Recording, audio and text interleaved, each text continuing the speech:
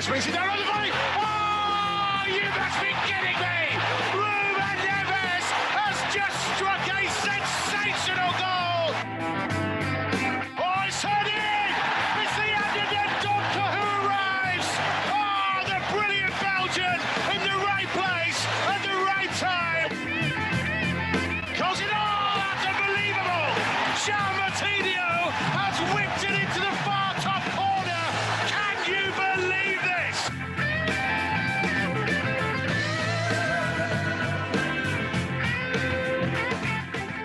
A very good evening and welcome to tonight's Home of Football.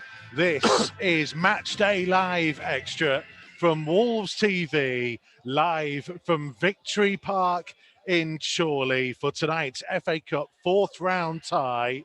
And this is the big one as far as everybody around this part of Lancashire is concerned. For Wolves, slightly different feel about it, but we will get to that and more as we count down to kick-off. I'm Mikey Burrows. Alongside me, as ever, is the Hall of Famer.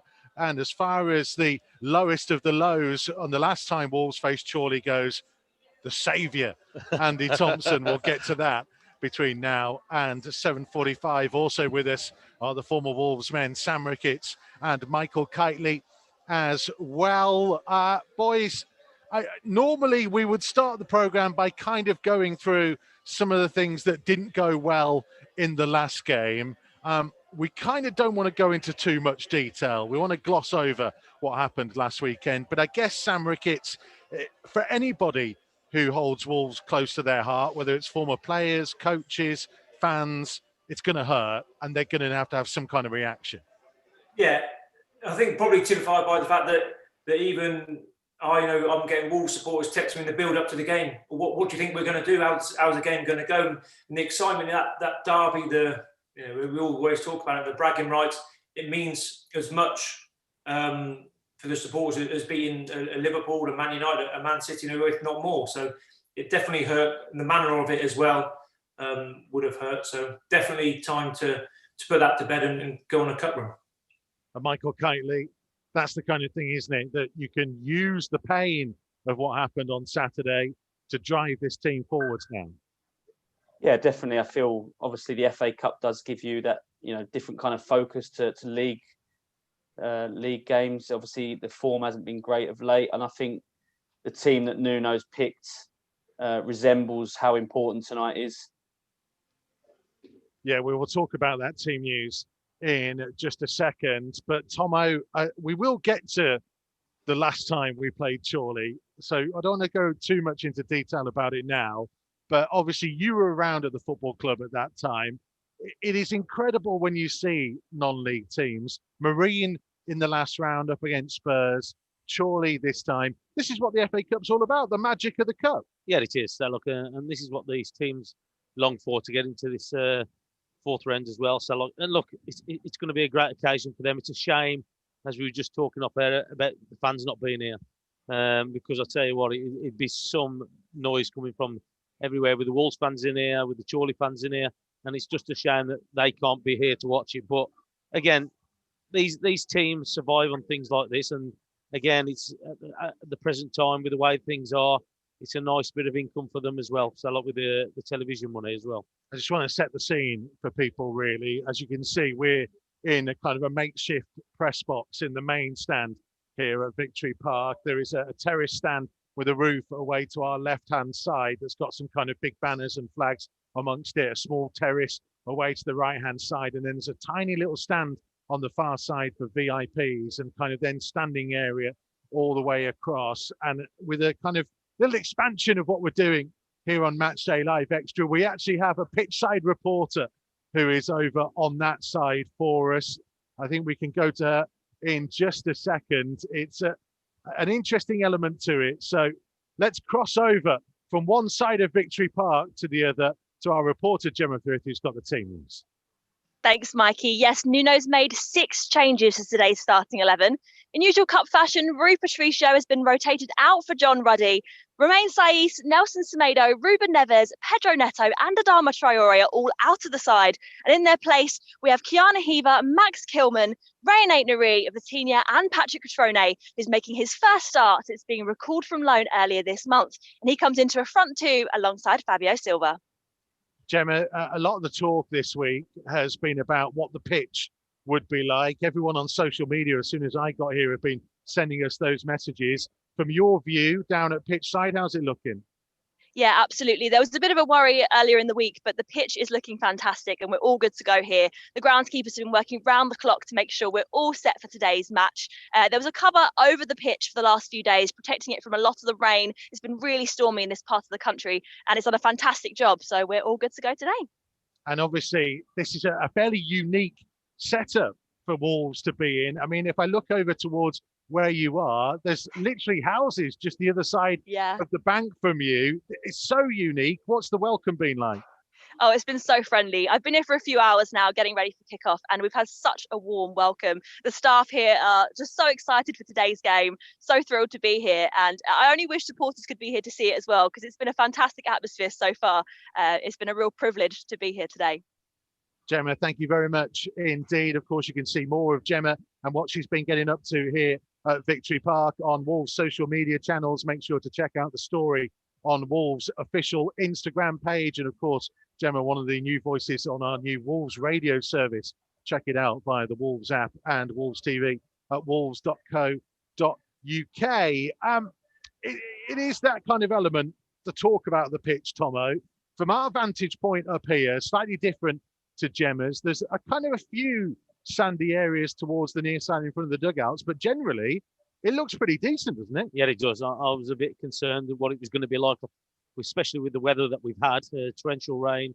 So there were forecast frost tonight, but like I say, it's a bit chilly, but it looks a lot better than I thought. I'm just going to be interested to see the way that it does cut up, if it does, but it does look quite firm at the moment. And again, the players for Chorley are out warming up on it, and it doesn't seem to be breaking up too bad. So hopefully, fingers crossed that it withstands the game. Sam, we always talk about in the media the kind of the cliche of the pitch being a leveller.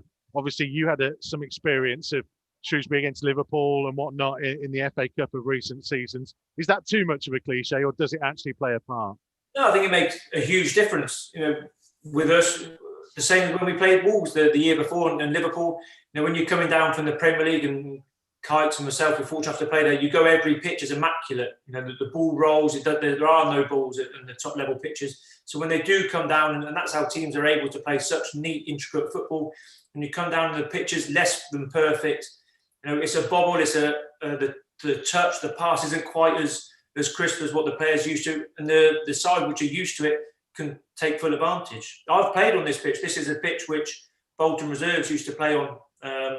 So I know it's a good pitch. I know it does get wet and a bit boggy, but as a general pitch in a normal year, which is obviously we're far from that, is normally a good pitch, which is vital, especially with the way Wolves want to play. You know, Wolves don't come here playing long ball. They play football. They want to control the game.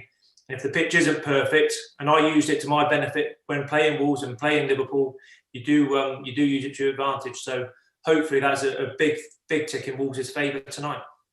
Is there an element, Michael Kightly, that they are going to have to change a little bit? Sam mentions Wolves like to get it down and play. Maybe at times, especially as it gets colder tonight, that might have to change. Yeah, I think so. I think, as Tomo just said there, I think it looks okay at the minute, but after sort of 20, 30 minutes, it could cut right up, and that could play into Chorley's hands. Obviously, as Sam said there, Wolves are going to look to try and play intricate football, play through the lines and get at Chorley that way. But are they going to be able to do that on a bobbly pitch after 30 minutes? So I think the start is key. You know, if they can get a goal up before that happens, I think that's massive tonight, because the longer it goes on at 0-0 with a poor pitch, you think, you know, Chorley are more used to playing on a pitch like that than Wolves.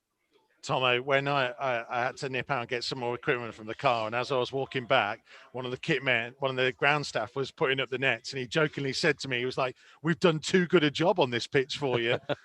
I said, "Yeah, they wanted to get some horses in and try and cut it up a little bit more. They're disappointed."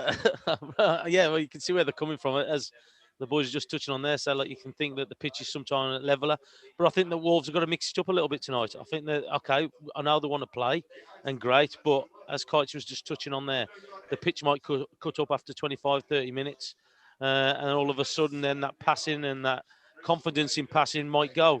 So for me, you know what's going to come tonight. You know that they're going to try and bombard you. They know they're going to try and push us back at times and be a little bit direct, but we've just got to mix it up a little bit. We want to play, but just to get them away from us, sometimes you're going to have to try and pick out one of the strikers with a decent ball. There's that element, though, isn't there, that they, all this talk about the pitch. We don't want to be making excuses. Certainly not before the game, and even after the game, because both teams have got to play on it. Yeah. Yes, Wolves might be used to slightly different surroundings, but nobody wants to be accused of being the big Premier League team who are kind of turning up and complaining about their surroundings. No, so look, I just think that tonight, so like a lot of these players have played in these kind of conditions before. They'll be played like on good pitches, quality pitches, but also as well at the opposition. I don't think they'll come up against the opposition as well, coming through the academies and playing through academies. So look, it's going to be a good experience for them. Okay, hopefully we're going to come out on top on it, but it will be a bit different from tonight, and it's the way that they're going to have to adapt. And they're going to have to compete with them. They're going to have to compete with this team this evening to get the result. Sam, I found it interesting. Obviously, Nuno's gone for Max Kilman in there tonight. He, of course, will know all about playing at these kind of pitches, these kind of stadiums, this kind of level. He had a really good period early on in the season, and then he's just, I don't know whether it's part of being the back four, he's just found it difficult to get back in. This could be his opportunity tonight. Yeah, definitely. And like I said, he'll be used to this. He comes from Maidenhead, which will be a similar ground to where you are tonight. They'll just want to think, Hoiver may even have played here in the reserve, so he might be used to the environment. Connor Cody, John Ruddy will be okay, but the rest of them, especially the foreign lads, won't be ready for this. So the lads they need to touch on it earlier. Nuno touched on it as well. It's all about the attitude. It's not about the touch and the pass and the breaking the lines tonight. It's the will to win the second ball, win the tackle, because Chorley are going to be. This is Chorley's cup final tonight. This is the game which the players have been dreaming about now since the draw got made. So Wolves have to make sure they're ready for the baton. And Max has played this level, but I just wonder if they stick a big man on him or Connor Cody, aren't particularly dominant in the air. Is that an area which they'll try and get some joy from? We'll have to just wait and see what happens. Bolly helps in that regard as well, doesn't he? Having him back fit. He does, but with him on the right-hand side, it's if I was playing, and when I played against Wolves, I'd put someone on Connor Cody, and we played direct into him, and Codes is a fantastic midfielder, really, playing at the back. So aerially, we hurt Wolves a little bit, and I just wonder, are Chorley going to have that and have some joy that way, especially Kites and Tomo saying the pitch is going to cut up after 20, 25 minutes. The more the game becomes a bit of a slog, a bit of a tug-of affair rather than a footballing game, then that's a big area for Wolves. Michael Kightly, we talk about it being a cup final for Chorley. I say, when I went back out to the car, there was a load of Chorley players sat in one car listening to Tina Turner, Simply the Best, over and over again to get them pumped up for it. They will be fully pumped, won't they? Yeah, they will. As you said there, it's their cup final, and, they've gone on a great run. They've knocked out some good teams already, and they have got that team spirit, haven't they? You've seen on social media the after games celebrating with the Adele songs, and as you said there, they're right in it together, and for them to try and get a result tonight will literally be like a dream for them. But I feel that Wolves, the team that Wolves have gone for, Nuno, knowing how big this is off the back of last weekend, I think Wolves will have enough tonight. But it's a huge occasion for Chorley, for the football club in general, but for the lads to play against a side like Wolves, it's a big night for them. Well, this FA Cup run for Chorley is eclipsing their most famous FA Cup run before, which unfortunately we have to talk about. 35 years ago, Chorley beat then 4th Division Wolves in a second replay by 3-0, and we can speak to a man who was involved in those games, joining us on Matchday Live Extra. Former Wolves man, former Wolves defender, skipper, leader of the pack, Ali Robertson is going to join us as soon as he is connected to his audio. We'll let them just get that going. Tomo, you were in the stands watching, weren't you? I was. So look, I just signed in that week, so it was we couldn't play because we weren't registered in time for the FA Cup. So me and Bully were in the stand watching the game, and it wasn't the best to say the least. I spoke to Ali the other day, and he said, "Well, if you'd seen that game, you probably wouldn't have signed." So, but look, it was the right decision in the end, and things were bad at the time, but it was a good learning experience, you could say, watching that. So, because it wasn't played here, No, right? On police advice, the games got moved, so they were played at the old Burndon Park, which is 10 miles down from here. Sam will know probably better than me on that. It's not too far a distance. There's Wigan and Preston close by too. But it was 1-1 at Burndon Park. Went back to Molineux, 1-1 after extra time. And Ali Robertson back to Burndon Park. Didn't go well, did it, my friend? Don't want to talk about it. It was probably the lowest time of my life.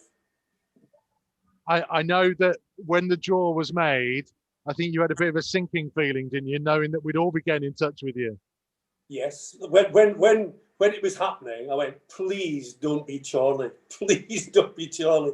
Because that was the lowest time in my career, that we were struggling for a life at Wolves, and we're thinking to ourselves, then we get there, then we should have won the first game, then we didn't get the second game, then the third game, we had about 5 injuries, and you knew everything was going against us. And when you're down in that position, that's what happens, isn't it? So what happened? Describe the mood around the place at the time, because it was we're 3 back-to-back relegations. Yeah. And then early in the season, because it's the first round, isn't it? So Wolves find themselves in there 6 years after being at Wembley lifting the League Cup. What was it like around the place? Well, I had just joined Wolves myself, and the whole atmosphere was absolutely abysmal. And then Graham then signed, and he came as a new manager. So he then started to change things. So the whole club was in disarray. But the great thing for Graham, he says to us, this is how we're going to do things. And he did it all. And of course, we then got promotion, won the Shepherd Van, and we're back to how Wolves should have been. But he just joined the club, and the whole club at that time was in a mess. The whole club was in a mess. Sam, it's that element sometimes, isn't it, where you kind of need to hit rock bottom to then be able to turn it around. Yeah, I was going to ask, Ali, then, was that the point where you just felt after that game, right, we can't get any worse than this now, and it acted as a bit of a springboard for you? Yeah, I think it's one of those games. It happened, and for me, who'd been in the first division more or less all my life, and to come and now be beaten by a non-league side with Wolves, a team of the name of Wolves, and getting beat by a non-league side, you just couldn't believe you were in that position. And we did keep on saying it can't get any worse. And of course, to be fair to Graham come in and changed the whole attitude of everybody. And did he bring in experienced players? How did he do it? Well, the horrible part was Bully and Tomo were sitting in the stand. That was the hardest thing. But I can remember after the game thinking to myself, what must those two be thinking if this is what they've been watching this side tonight? Because we were abysmal. You can imagine what we were thinking, Alex. How long really they come out for the second half? So, but like I say, it was a big turning point for us when they come there.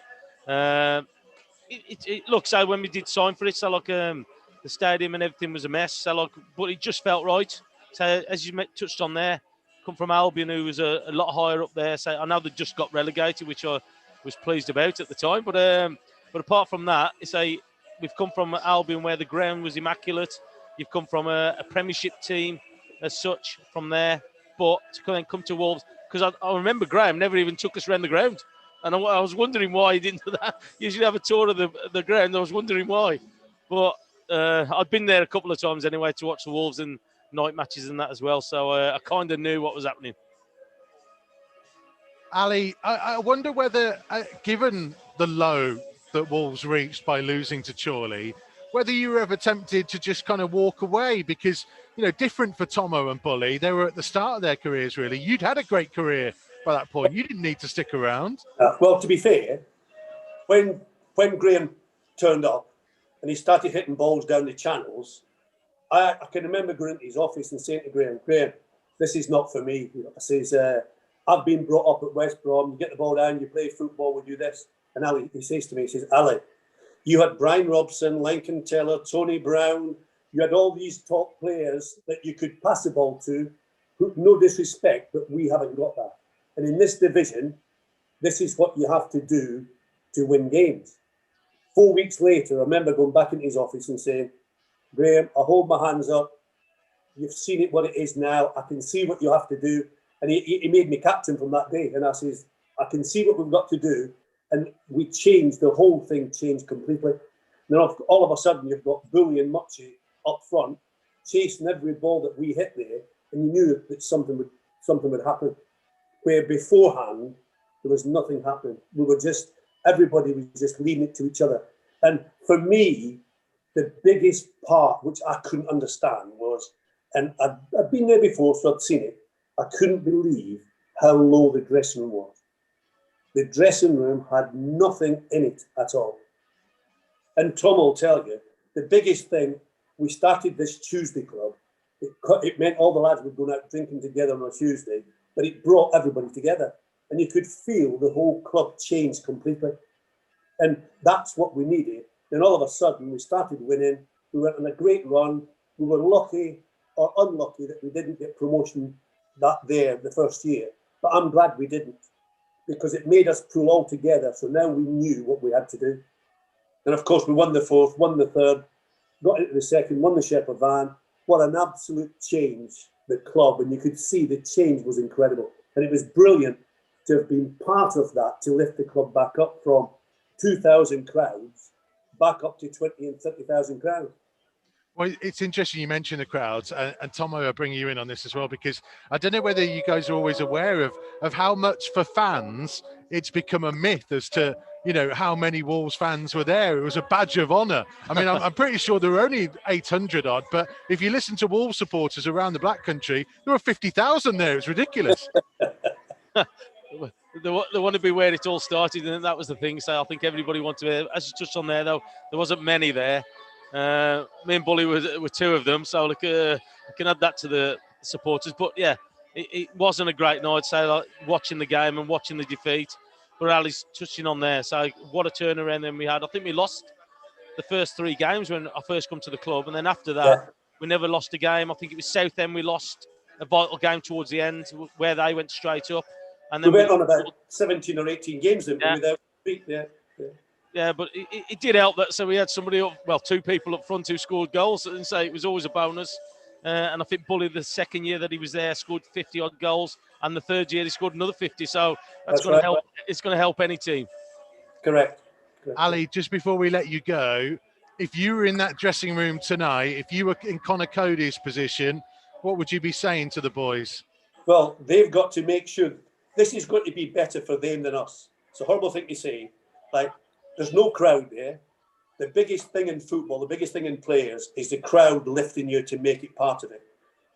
The lads have probably never played in a pitch like it is tonight. They're going to be so physical, and that's where they've got to make sure that they be as physical, and you've got to make sure that they're 100% behind it, and don't think it's going to be an easy game, because it is not. Chorley players, this is how I would look at it if I was in their dressing room. They've got a chance to show everybody how good they are, what they can play. So they could then maybe get a transfer to bigger clubs and better money and everything else. The biggest thing for us, the foreign players that are playing tonight, they've got to see what the basic is. And we've got to make sure that we do the right things and start right. And as long as we start right and do it right, we'll win the game. And that is the biggest part. That is the biggest part. That'll do for me. Ali, really appreciate your time as ever. Stay safe and healthy. Look after yourself. You're welcome. I'll just go through the list. Get a lager and watch Nice to see you, Ali. Cheers. Thank you, pal. Have a good night. And you. Ali Robertson joining us on Wolves TV tonight. Tomo, we joke about it, but sat in the stand, you and Bully, did you think I've made a mistake? We had doubts. It was mentioned. So look, we said, "What have we done?" I think was one of the quotes. I think that was one of the questions. But look, say it's at the time. There's nothing else you could have done at the time. We'd signed for the club, and we just had to get on with it. So look, fortunate enough that Graham brought in a couple of other players as well. Bully and Mucci linked together brilliantly, so they both started scoring, and it makes a big difference. And as Ali touched on there, the dressing room was struggling with the way that things are, and then Ali got everybody together, got everybody going out together, because there was nobody allowed not to miss out on it. That was one of the things that he made everybody do. He made everybody go, and that was the thing that got everybody going. When Ali started talking about drinking and nights out, I did see Michael Kightly's eyes light up. He would have loved to have played in the late 80s. I'll tell you what, Kite, he was a legend, mate. I'll tell you what, he was unbelievable. Do you know what? It makes you laugh, though, doesn't it? Because people try and overcomplicate football, and sometimes that's all you need is you need to go out and have a few beers with your teammates, and that's how that bond builds. You know, teams that I've played in the past, obviously not in the 80s, but when we've gone out together, we've built that sort of bond. It does something, and it's mad. It sort of happens like overnight. You go out for a few beers together, you sort of get a bit closer, then you start fighting for each other on the pitch, and that's how you get success, I think. And it's mad. It's so simple, isn't it? You get all these people trying to overcomplicate the game, and that's all they did. They went out for a few beers every Tuesday, got a bit of team spirit, and got the club back out of a really sticky situation. So I just love hearing those stories. It's brilliant. But it's just about seeing people in a different light as well, rather than just around the club. That's what it's about, finding out what people are like, and that's what it was, and it was. I know Mikey's going to say something. No. I know Sam's itching to come in here, because I can see Sam Ricketts, the player, probably agrees. Sam Ricketts, the manager, thinking, no way am I letting my players out every week. I'm a big believer in Kites, and any player who's got promoted, I bet you guarantee that year, the team spirit was good. The amount of nights out Kites during your promotion years, I bet you're out, not over the top, but you knew when to go out and when not to go out. And I was the same at Swansea. If I look back there was me, Gary Monk, Roberto Martinez, there was 5 or 6 of us. We went to lunch and coffees every single day after training. There was 5, 6, 7, 8 of us. We'd never say, are we going down? You just turn up. There'd be between 4 of you and 10 of you. And that team spirit gets you promotions. It carries you through. And obviously, when you're winning, the confidence is high, and it just marries into each other, and it's perfect. And as a manager, I tried to make a rule, and this year was really hard, was once a month, I wanted all the players out, all out together. Now you run it. Don't tell me where you get to. Just I don't want any phone calls off police. That was basically it. No phone calls from the police. I don't really care what you get up to. Have a good time. You must all stick together, and then once a month try and get out. Do you know what, Mikey? Even through bad times, you need that. It can't be just when things are going well. It has to be when things are going bad. You do that as well, because that's when you need to stick together. You know, as Ali said there, you know, that's how they, you know, turned the corner, if you like. And you know, I just love hearing those stories. But I'm glad Sam stuck to his beliefs when he was a manager, because you do get a lot of managers that change. I wonder what you do now, because Tomo, see, like going off the back of the West Brom defeat last week, there would be a few times back in the day where, right, everyone, we're out this week. We all know that isn't what we wanted. Right, we're all out. It's like a reset, isn't it? I wonder what the lads have done. You know, I know it's different culture now, especially at that top level. You can't go down the local. I don't know where Tomo used to go every Tuesday. Yeah. But I wonder what the players are doing now at Wolves, what they've done this week to try and re-galvanise everyone. Well, I'm sure they've probably had a meeting between themselves. I would say Conor Cody, even before the game, was getting all the players together and trying to get them up and building them up for the game against West Brom. Unfortunately, the result didn't go for us. But again, I think that the players realise what's going on. They've got to stick together. We know as players if things aren't going well, and you know that you've got to try and get that camaraderie back together, and you've got to try and do something just to get that winning spirit back into the team. Okay. let's move on. And well, we're not going to move on for a reason which I'll explain in a minute, but we're going to get our next guest on here on Matchday Live Extra, a man who played a big part in a famous recent FA Cup fourth round victory. But seeing as we're talking about the benefits of team nights out and having big nights and getting drunk, there seems no better person to get on than Richard Stearman. How are you, my friend? How are you, fellas? You okay? Thanks for having me on, Mikey. You okay? Great introduction as always. Thank you very much. Right, honestly, mate, that wasn't planned. Ali Robertson had brought up a drinking club culture from the late 80s, and it just moved in there perfectly. I couldn't resist it. Yeah, tried to bury that, mate. It's took me a few years. Thanks for that. Bringing that back up. I will never let you bury that. I have all the photos and video evidence that went around social media. Excellent. Nice drink, Heights. I was going to say the same about yours, to be fair. Lockdown trim, lockdown. That's it, mate. Get it all off. By Christmas. We'll get to that Liverpool game in a second, Steers. But as far as tonight goes, you'll have been involved in games like this. Is there any way that Wolves can kind of come out of it in a winning situation? They can win the game, but there's a way to win, isn't there? Because most people are going to expect them to win comfortably, and that might not be the case. Of course, yeah, and obviously Wolves have not been in great form recently. I think they'll be happy just to get through the tie. I think performance probably comes secondary tonight. They just want to get through.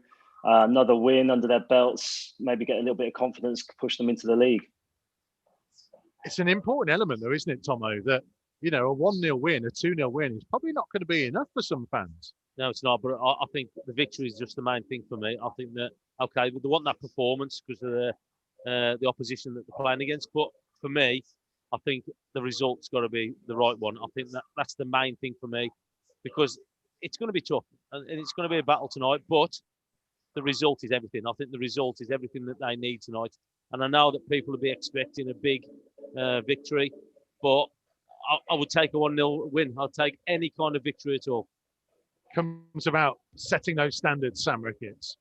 Yeah, I'd agree with that. With it being away from home, I think just win the game, get through. If it was at Molineux, perfect pitch, dimensions, everything I'd expect him right now, I'd want to go and see a performance. I think any win tonight is a morale boost. If you won 1-0 at home and a bit scrappy, then not so.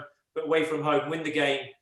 Maybe get a little bit of that togetherness back. Because there will be a fight, there will be a scrap at times, there will be second balls, there will be physical contact more than in the Premier League. And it might just galvanise a few of the players and get that unity back. It's that element, isn't it, Richard Stearman? We were talking earlier about it, being the best will in the world. It's Chorley's Cup final, and they are going to give everything they absolutely have, and Wolves have to then match that.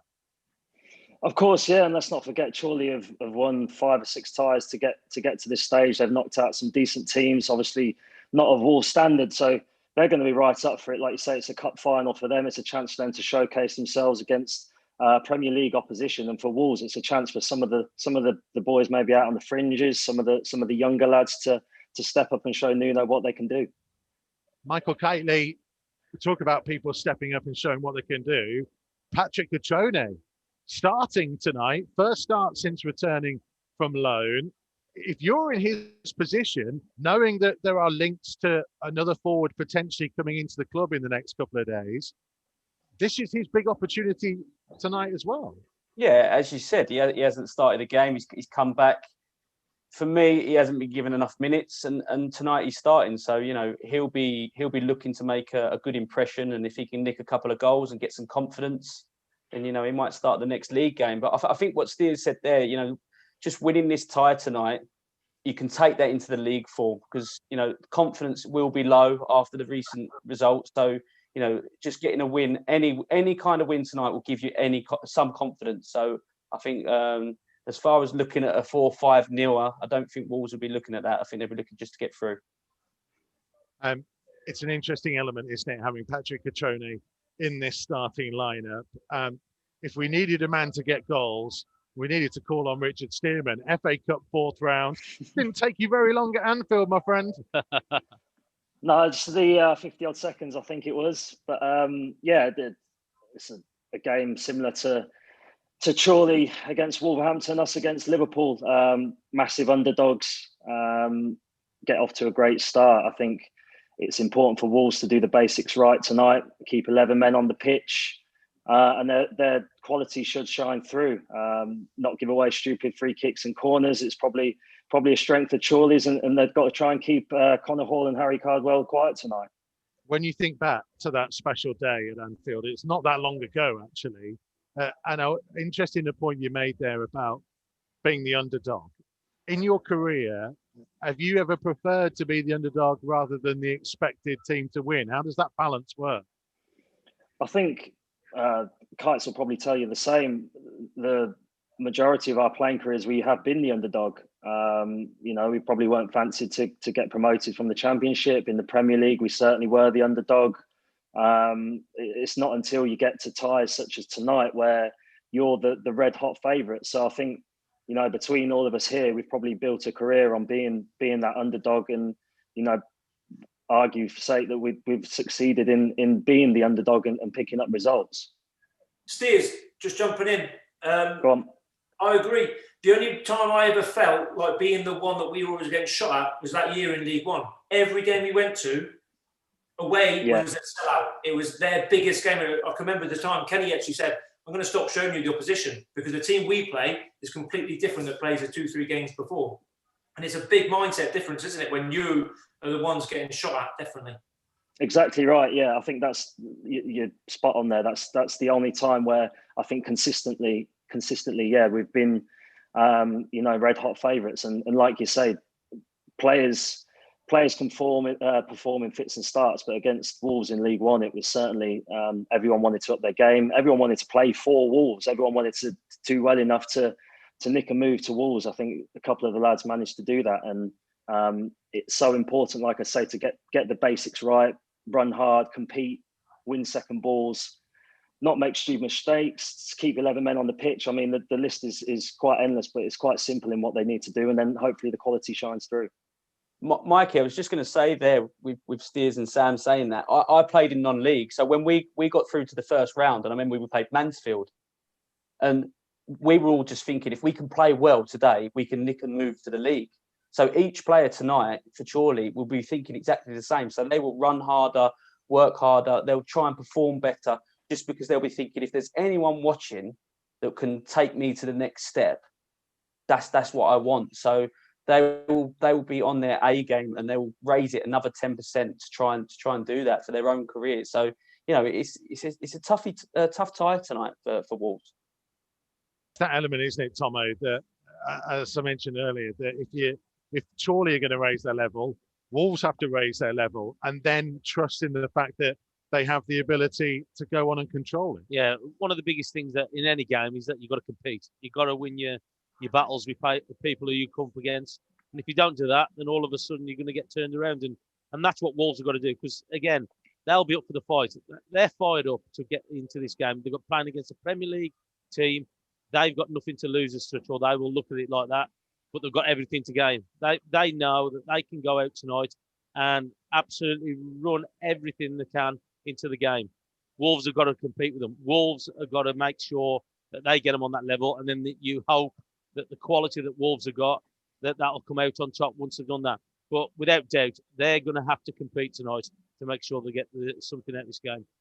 What do we think then, boys? Prediction time. Sam Ricketts, come to you first. What are your guts saying? You've been on the other end of this. You've been the manager in the last couple of years, leading the underdogs against the big boys. How do you see this one going?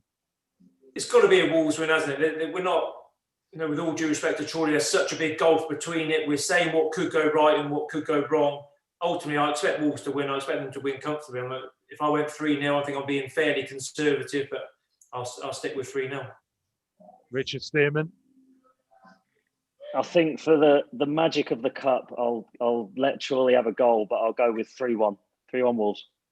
Wolves 3-0 up and then let them have one as a consolation. Right? Yeah, maybe. I don't think there's many fans that could take it if it went Chorley 1, Wolves 0. Michael Kightly. I'll go 3-1. I think it's going to be a tough night. I really do. I think they're going to frustrate Wolves. And I think Wolves will win, but I think it'll be 2-0. I don't think it'll be as comfortable as we're all hoping. Tomo? There you go. So I'm going to be Kites 2-0.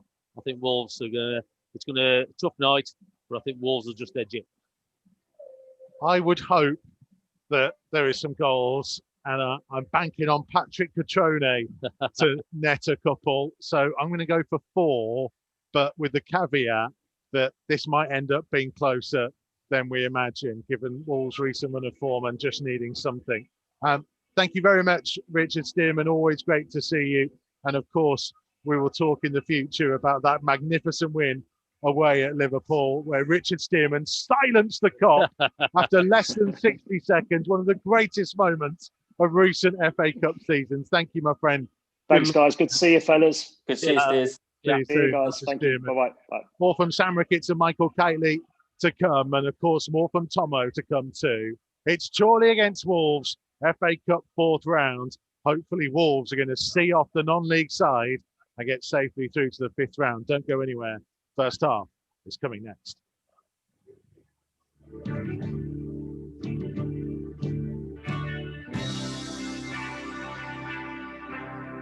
Matchday Live on Wolves TV. Listen for free online at wolves.co.uk or on the move anywhere in the world via the Wolves app.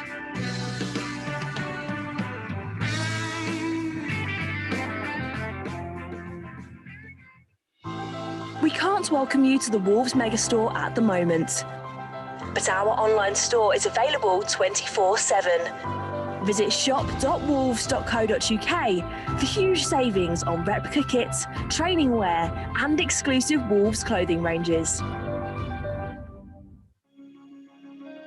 The Old Gold Club has a new series, My Golden Game. Speaking to former and current players, coaches, managers and fans of the matches that meant the most to them. It's a club who I have in my heart, and I always keep following it. I'd been back to Molyneux on a few occasions, and I never got a good reception, and that hurt me a little bit. Not that I thought I deserved better, but maybe because of those 2 games against West Brom, where I scored 4 goals in 2 appearances. Check out the series so far, featuring the likes of Jodian Lescott, Kevin Doyle, Neil Emblem and Dennis Irwin. I was absolutely delighted when they came in from League One, and even more so when, after having a tough first 4 or 5 months, that we were on a bit of a roll and ended up playing in this fantastic game. Old Gold Club, My Golden Game, available now.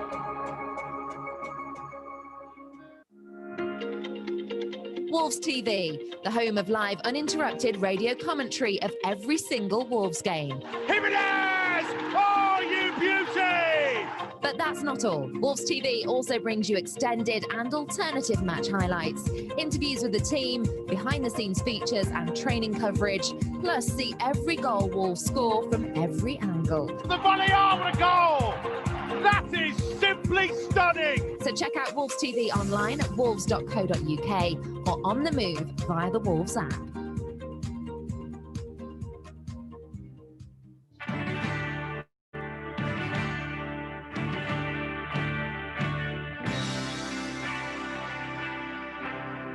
Matchday Live on Wolves TV. Listen for free online at wolves.co.uk or on the move anywhere in the world via the Wolves app.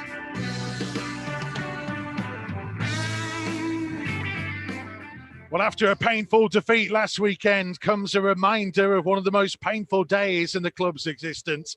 35 years ago, then 4th Division Wolves were knocked out of the cup by non-league Chorley. Having experienced 3 successive relegations, it was perhaps the lowest this great club could go. Fast forward 3.5 decades, and it was almost inevitable the two should meet again. Chorley, 9th in National League North, 109 places below Wolves, will be hoping to shock the Old Gold again.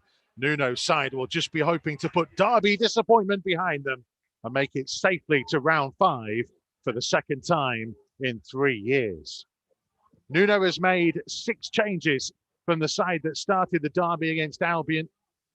It is John Ruddy coming in goal, Willie Bolly, Conor Cody and Max Kilman, the back 3, Kiana Hoover and Ryan Nori, the wing backs, Leander Dendoncker, João Matinho and Vitinha in midfield, Patrick Catrone and Fabio Silva, the two up top. On the Wolves bench, Patricio, Neto, Neves, Semedo, Traore, Lewis Richards, Owen Otasawi, Nigel Lonvike, and Theo Corbinu.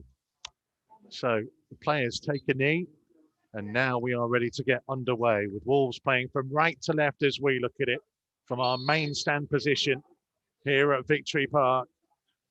And this is all about Wolves showing the character and composure to take on this non-league team and see themselves through to the next round of the Cup. It won't be easy, and there may be some elements that will see us biting our nails from time to time, but hopefully Wolves can do a professional job here, Tomo.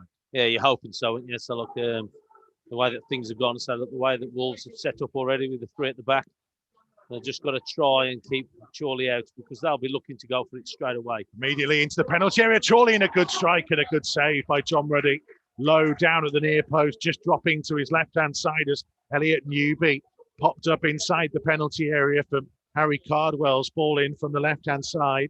And just an early warning shot across the Wolves' bounds. Well, I'll tell you what, he had a bit too much time and space for me in the penalty area. Because I'll tell you what, John Ruddy did really well to keep hold of that, because he struck it pretty well. You can't afford them to give them that much time and space in the penalty area. Well, Chorley lining up with the same team that started against Derby in the last round, or Derby's under-23s, really. There's some fireworks going off nearby. They have Matt Owen in goal, a back four of Arlen Birch, Scott Leather, the captain, Andy Halls and Lewis Baines, a midfield diamond. The base of it, Willen Tomlinson, ahead of him, Mike Calverley, who scored against Derby, Elliot Newey on the right, Oliver Shenton on the left, Connor Hall, who scored in all three rounds so far, and Harry Cardwell, there too, up top. Chorley in black and white stripes with black shorts and black socks in a kit reminiscent of the one that they played in beating Wolves all those years ago. Yeah, so like I was just going to say, I kind of remember the kit, the stripes in that game. Here comes Kilman, driving deep into the Chorley half, turning back in field, finding Matinho. In all his 700 plus games that he's played in his career, he might have played too many in these kind of surroundings. Hoover forward on the right hand side, dangerous one in that's turned away at the near post. And Wolves trying to hit back with a bit of early pressure of their own. Yeah, it is a good little bit of possession from Wolves there, just keeping the ball, just being patient with the play. And I think that times they're going to have to do that tonight. So, like, you know that Chorley are going to be well organised and set up to try and stop Wolves to get the lines right in defence. But they're just got to be patient, and I'm sure they will. There's enough experience out there. Hoover with a throw out the right-hand side, 10 yards from the right-hand corner flag, playing it backwards. Patinia will look for some support from Bolly back into his own half to Connor Cody. Wolves are attacking the Duke Street terrace away to our left-hand side. The TV cameras, if you're watching the pictures with our sound, are on the opposite side above the small Ronnie Pilkington stand. Here is Patinia, infield to Matinho, just the left of the centre circle, turning and looking downfield. As Patinia just short to his left-hand side, cutting back infield on his right foot and trying to switch the play high out to Kiana Hoover, who has done well to get control of it. Support from Dendoncker, infield to Patinia. Imagine we're going to see him on the ball quite a lot tonight. Yeah, I think that we need to, don't we? So, look, we know. Patiño's dink ball forwards, just won in the air by Halls and hooked away to the halfway line. Yeah, so I just think that Patiño is going to have a lot of the ball, a lot of possession. I think that the midfield lads are going to do that. It's just got to be the runners off it. You just saw there Dendoncker trying to get beyond the back line of Chorley, but they were just able just to get a header on it. And that's what they just got to do. They just got to be patient, keep playing, keep pulling Chorley around, and hopefully create that opportunity in space. Cody for Dendoncker on the halfway line, just to the right of the centre circle, turning and playing it wide for Hoover. He had Catrone making a run down the line. It goes infield to Dendoncker, back to Hoover on halfway. Playing the ball infield to Cody, middle of the Wolves half. A couple of touches to get control, and then a lovely diagonal ball through to Dendoncker. Low onto the edge of the box. Catrone trying to get his strike away, and in came Andy Halls to get a block on him and send it behind for Wolves' first corner of the game after just over 4 minutes played. Oh, what a great ball from Connor Cody, wasn't it? Again, he looks more at place now, doesn't he, in that back line with the three at the back, picking out Dendoncker's run from midfield. I just thought Catrone could have hit that first time. he's had a touch on it, and again, is that come because he hasn't had much gameplay time and hasn't had much chance of getting into the team? Well, Chorley is making a nuisance of himself inside the 6-yard box, and Anthony Taylor just going over to have a word to calm things down. Wolves corner, right-footed from the right-hand side. João Moutinho ready to try and deliver this one. It's going to go short to Hoover, who will whip it in first time. Fabio Silva tried to help it on its way. Bolly went charging in. Hoover couldn't quite get to the loose ball, and Wolves will settle for a throw. Again, it's good pressure. It's good pressure from Wolves. And again, Sellock trying to win that ball back early in that top third of the pitch for Wolves. But that's what they've got to do. They've got to keep putting the pressure on. Make sure they're right at the back if they do give it away. But just keep putting the pressure on, Chorley. Another throw out on that right-hand side that Keanu Hoover will take. He's going to play it backwards to Willy Bolly. Gets it back from Connor Cody. Infield to Moutinho, just to the right of the centre circle. Low across it to Dendoncker, who's popped up on the inside left for Wolves. Back infield to Vitinha. Vitinha looking towards the Wolves right and trying to lift one over the top. For Catrone, it just hits the back of his head and sends him wide. Plays it to Hoover, who will hoof across in towards the far post. Dendoncker trying to get there. Fabio Silva trying to close in. Couldn't quite do so. Ball comes out to Ait-Nouri on the edge of the box, trying to tee it up for Vitinha. Back to Ait-Nouri. Wide to Dendoncker. Infield to Vitinha again. Opening out, trying to dink it to the far post where Hoover was closing in. Anthony Taylor didn't like his challenge. And it will be a free kick to the home side. No, it's a good spell. So it's good to see that they're starting to put pressure on Chorley defence. At the minute, Chorley is staying strong. But again, if they keep getting that movement, keep passing the ball sharp, because I think that's been the one big plus about it. They've been moving the ball pretty quick. Dendoncker has been instrumental in the things that they're doing. As you just touched on there, he's out this left side. He's been running down that right side. He's been running from deep in midfield. Already he's starting to get or influence the game. Well, Chorley trying to stand firm early on. The Wolves trying to assert themselves, and you would hope that they can do a little bit more than that. A couple of balls into the penalty area. You imagine Chorley will be able to deal with that kind of instance. Well, I just think it's the quality in there and a little bit of movement, because say you've got the two lads up front, Silva and Catrone. At least we've got those two in there. So look, again, the ball's decent in there, a little bit of movement. You're going to lose the defenders of Chorley. Dendoncker infield to Moutinho. Back to Willy Bolly. Now to Dendoncker again, who will try and knock it early and deep, giving something for Catrone to chase, and that forced a kick out of play again. Wolves not messing around from time to time here. Well, I said to you, they need to mix it up, and already we've seen Wolves passing it nice and neat. But also as well, they've been going a little bit direct as well. So we saw the run from Dendoncker earlier on, and again, Catrone just make him on there. And I think that's what you've got to do, because if you keep passing just in front of Chorley, they're going to start to press and go and squeeze on. And I think by mixing it, it just pushes them back.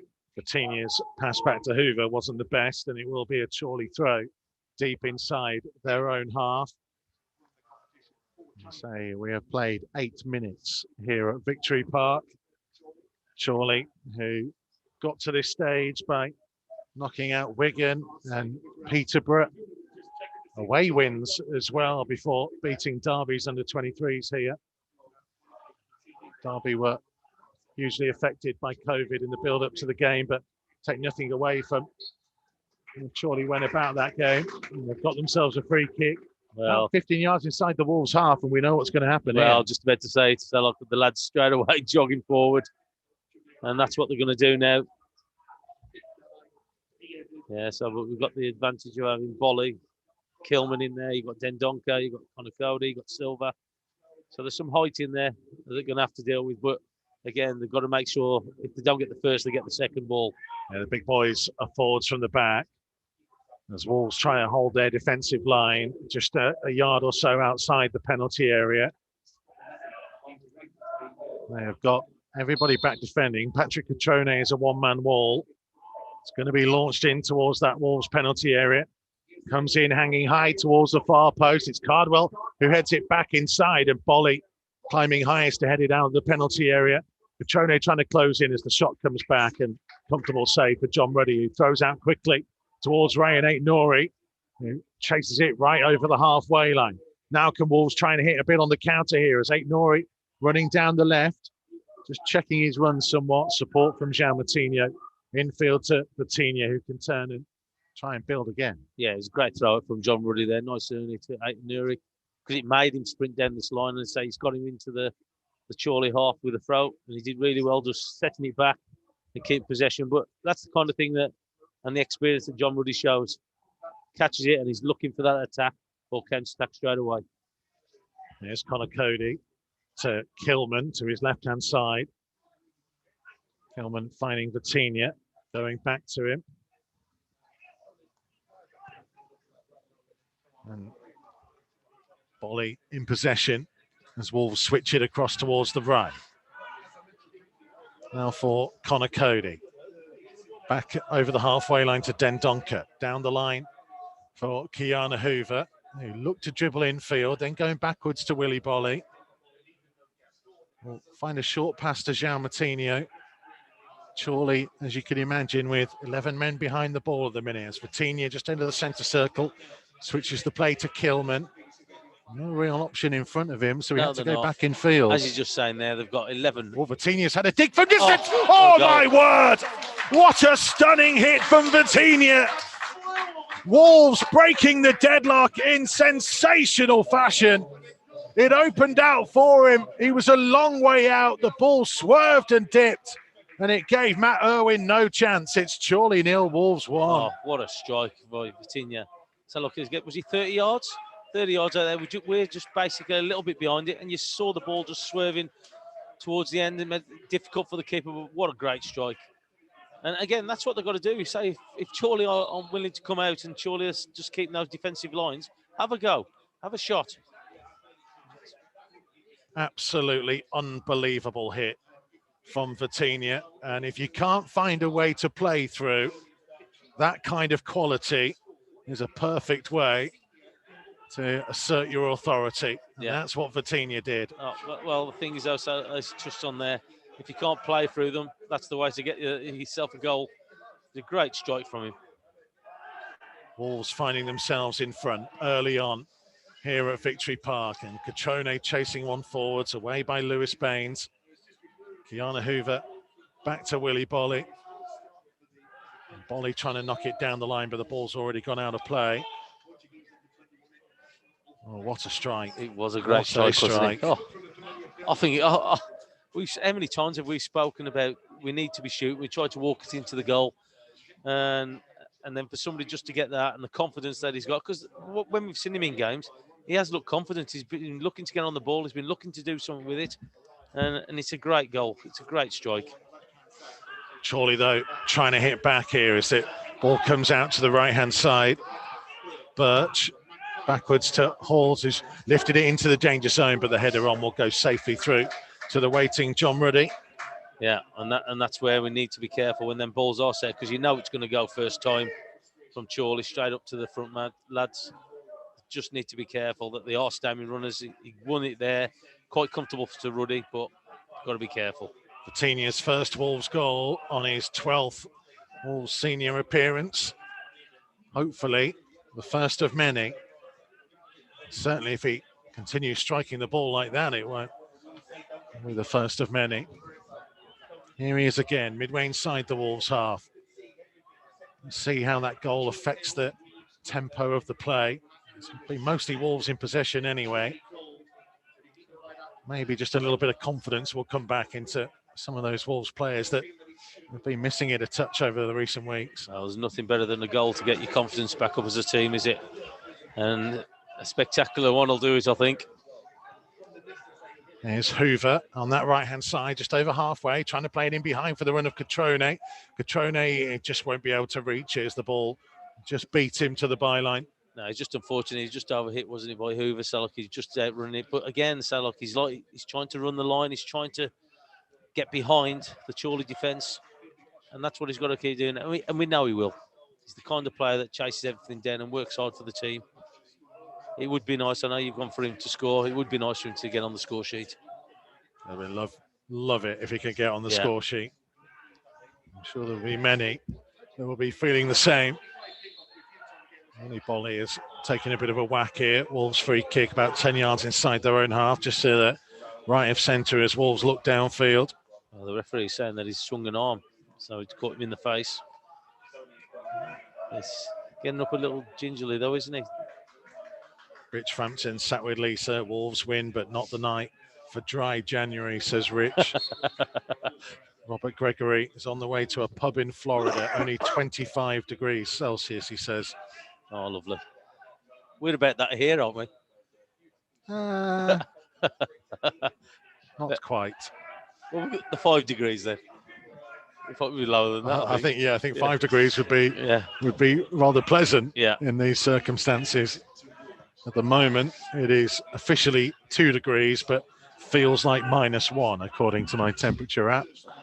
It's Kilman with a long ball forwards. Fabio Silva couldn't reach it. Vitinha first to the loose ball, but Chorley having enough numbers back in there in midfield, and they clear it up towards halfway. Connor Hall looked like he was caught by Kilman. Anthony Taylor agrees. Chorley free kick just inside their own half. Yeah, so he's nice and tight. Kilman didn't want him to turn. Don't forget the hashtag Wolves Live if you want to get in touch with us across social media, at Mikey Burrows, at Wolves on Twitter especially. It's the easiest way to get in touch. Again, they pushed everybody up from the back, even though it's a free kick and it's in their half. Again, I said that they think that's a route to get them a goal or get something out of the game. Big long ball forwards by Andy Halls, headed away by Martino from just in front of the D on his own penalty area. He'll be lifted back out towards the Chorley right for Elliot Newby. Up against Vitinha. Trying to cut back infield and support from Leather, the captain, who whips in a good cross. It was headed away by Cody. It'll be struck goalwards, but well wide in the end as Willem Tomlinson lined one up from distance. Yeah. Again, you can see their game plan, can't you? So look, anything that's rolled back goes in first time. If we get any free kick, anything that we can get into the box or put some challenges in, they'll feel that they can get something out of it. Second ball is so important in those kind of circumstances. It is. It's making sure you stay with runners, making sure that you track everybody who's coming in there. John Ruddy with the goal kick. Chorley nil, Wolves 1, 17 minutes played. Big kick forwards by Ruddy. Dendoncker challenged for the first header, Hoover the second. It's flicked high and Martino trying to get to the loose ball, playing it back to Cody, who finds Bolly, who can look downfield, and the pass was intended for Catrone, but intercepted by Tomlinson. Ball forwards up towards Cardwell, just couldn't quite get away from Bolly, and Dendoncker was there to help out as well. And he finds Kilman, who can run it up towards the halfway line, midway between the left-hand touchline and the centre circle. Infield to Cody, picked up by Vitinha on the turn. Now to his right-hand side to Dendoncker, back to Cody at the base of the centre circle. To his left is Kilman. Just over halfway, plays it back infield to Martino. Ball towards the feet of Catrone, clever first-time flick. Vitinha will invite Dendoncker to now carry it forwards, and he plays it wide to Hoover. Hoover cutting back infield, now checking onto his right again, cutting still onto his left, trying to get the strike away, and surely got bodies out there to block. It was Lewis Baines in the end who did so. Yeah, he's looked confident, hasn't he, Hoover, in the games that I've seen him play. He's confident on the ball, wants to do a little bit on it. You can see that he's got confidence coming inside. Martino there's a miscontrolling. rarity. I was going to say, no pressure on him. Miscontrolling, going out for a throw-in, unfortunately. Tomo is desperately trying to get his heated blanket to on, work. Mate. It's on, mate. It's on. It's on. It's when you get to high age, Nipper. I'll talk to you in quite a few years when I get to that age. I'll let you know. To be fair, mate, you had your blanket before me. I did, yeah. Not tonight, though. Oh, unlucky for Newby, who stands on the ball, and Vitinha pouncing. Playing it wide left to 8 Nori. Loose one, though, from him. Catrone was in field, and it went straight out of play for Chorley throw on the halfway line. Yeah, they've got to be careful they don't get sloppy in the passing. Wolves, they look really comfortable early on in this game. Just need to be careful that they don't start giving away passes and allow Chorley to get any momentum at all. I think I said to you before, last time Chorley and Wolves met in 1986, I was 2. Silence from Tomo as Fabio Silva lifts it forwards. Baines back deep into the Wolves half. Bolly. Well, it looked like he was getting a shout from Ruddy, but he decided to deal with it himself on the edge of the box. Aït-Nouri on the left. Infield to Moutinho. Back to Cody. Just about finds his way back to Ruddy, who will play it to the right-hand side to Willy Bolly. Yeah, they're more than capable to just keep passing in tight areas, Wolves. And again, even though they're putting pressure on Connor Cody, just got away with it. The only previous time Chorley have met a team in the top flight of English football was way back in 1900 when they lost 6-0 to Notts County. I'll ask Tomo what the game was like in a moment. Are you going to say you weren't born then? Kilman to Vitinha. Tomo was just starting his career in 1900. As Cody's big long diagonal ball goes out of play for a goal kick down the other end. You can see what he was trying to do, Connor Cody, there. Well, he's found a couple of passes already. Say Dendoncker being the main one that he's found with that diagonal ball. He's just overhit it and pulled it a little bit close to the goalkeeper. But again, it's a ball that we know that he can hit. Vitinha's goal is the difference between the two teams, and what a hit that was as Hoover trying to get it up towards halfway. Vitinha battling right out on the far hand touchline. Wolves just tidying things up. Moutinho back to Cody, now for Kilman. Just approaching the halfway point of the first half, and Wolves have the advantage in the FA Cup 4th round of Victory Park on a night that's getting colder by the moment. It's Cody over halfway to Dendoncker, back into the Wolves half for Bolly. Cody once more, he looked left, instead he'll go right to Bolly, trying to feed it down the line. We'll come to Dendoncker, infield to Jean Moutinho, running through the centre circle, turning back to the right. Dendoncker again. Vitinha wide for Hoover, back for Bolly. These will be interesting little periods as well, just as also, as we say, are going to have an awful lot of the ball. Well, they are, but now they've got that goal, so Chorley are going to have to come out a little bit more now. I know they're going to be patient, and I know they've got quite a bit of time now, I think. But no, I want Wolves to get comfortable on the ball and keep possession. But already, so look, they are looking comfortable. So look, you're looking at Dendoncker. He's looking good in there. Vitinha's looking good. Just going to make sure that we get another goal to add to that first great goal for Vitinha. Here is Jean Moutinho in the centre circle. A good ball to find the feet of Vitinha, who's allowed to turn and face up towards goal midway inside the Chorley half. Wide to the left-hand side to Aït-Nouri. Just overran it a touch as he tried to cut in field, but he will get himself a free kick as there was just a little touch.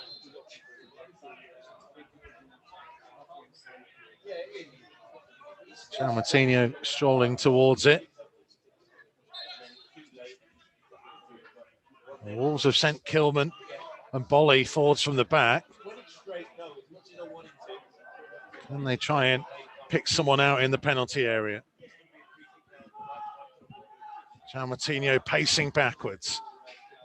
Chorley's defensive line just inside their box. Moutinho trying to drill one forwards, cleared away comfortably on the edge of the penalty area. Newby trying to drive it up, and Chorley trying to get some numbers to join the attack. Wolves just about getting themselves back in shape, and Moutinho makes amends and slows the attack at the expense of a throw on halfway. He's got to do better than that, Moutinho, and he knows himself. You can see the frustration on him. He's chased this all the way over the other side of the pitch, got the tackle in, but when the ball's come back to him, he just threw it down. So you can see that he's frustrated, but the ball's got to definitely go, especially if you're sending the two lads up there from the back. Bolly with the header clear. Vitinha trying to help it on. Catrone's touch went straight to a Chorley man, although Moutinho intercepting. Vitinha couldn't quite hold on to it. Comes out towards the right-hand side to Arlen Birch, closed down by Aït-Nouri. Catrone will put pressure on as it's launched deep into the Wolves half. Cody, Kilman, clever turn in field from Kilman, and well played. Sharp pass into the feet of Moutinho. Oh, well played. I'll tell you what, he's done well in the games that I've seen him play. Oh, Hoover's giving it away, though. And suddenly, Chorley have men pouring forwards. Bolly is having to head out towards the Chorley left to try and slow the attack of Newby. It'll be lifted into the danger zone. Cardwell getting a flick on. Kilman heading it to the edge of the penalty area. Wolves trying to reorganise as Birch picks up on it. He'll try and cross from deep towards the far post. Bolly climbing highest to head the ball away again. It's going to come back into the danger zone, though. Cody nodding it down to Matinho. To Hoover, who will turn in field and try and carry it forwards. Matinho back to Bolly, and Wolves just surviving a little bit of a scare there that almost was of their own making. Yeah, it was, but I thought they did pretty well in the end with it. But again, it's by their own making, giving the ball away, allowing Chorley just to bomb forward. I think it was Hoover to give it away. Can't afford to do that. Yeah, a little bit of a sloppy pass, and he lost his footing as well, just having played it, which exacerbated the situation for a moment. Here he is again on the right-hand touchline, midway inside the Chorley half. Fabio Silva trying to help it on towards Catrone. He's comfortably cleared away. And here come Chorley over the halfway line again. Connor Hall trying a little reverse ball into Birch, who continues on his run on the underlap. Nori with him, got a touch to it. And they will roll out a play for a throw right down by the right-hand corner flag. Yeah, well, this is going to be a long throw, I think, from Birch. You can see already the lads from the back going up. 26 minutes played. Scott Leather, the captain, going to join the players in the penalty area. He's a lift engineer by trade. Took the day off today to prepare for this one. Yeah, I'm not surprised. It's a massive game for them. Wolves with everybody bar Fabio Silva pretty much in their own penalty area, looking to defend this long throw.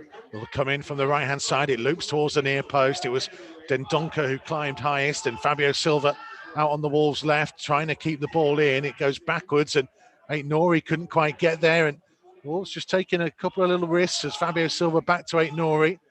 Vitinha trying to flick it.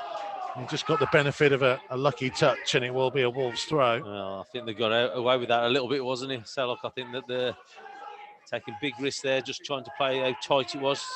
Got to put the foot through it. They have done now. A big diagonal ball that's brought down by Oliver Shenton. Lifted forwards towards Newby.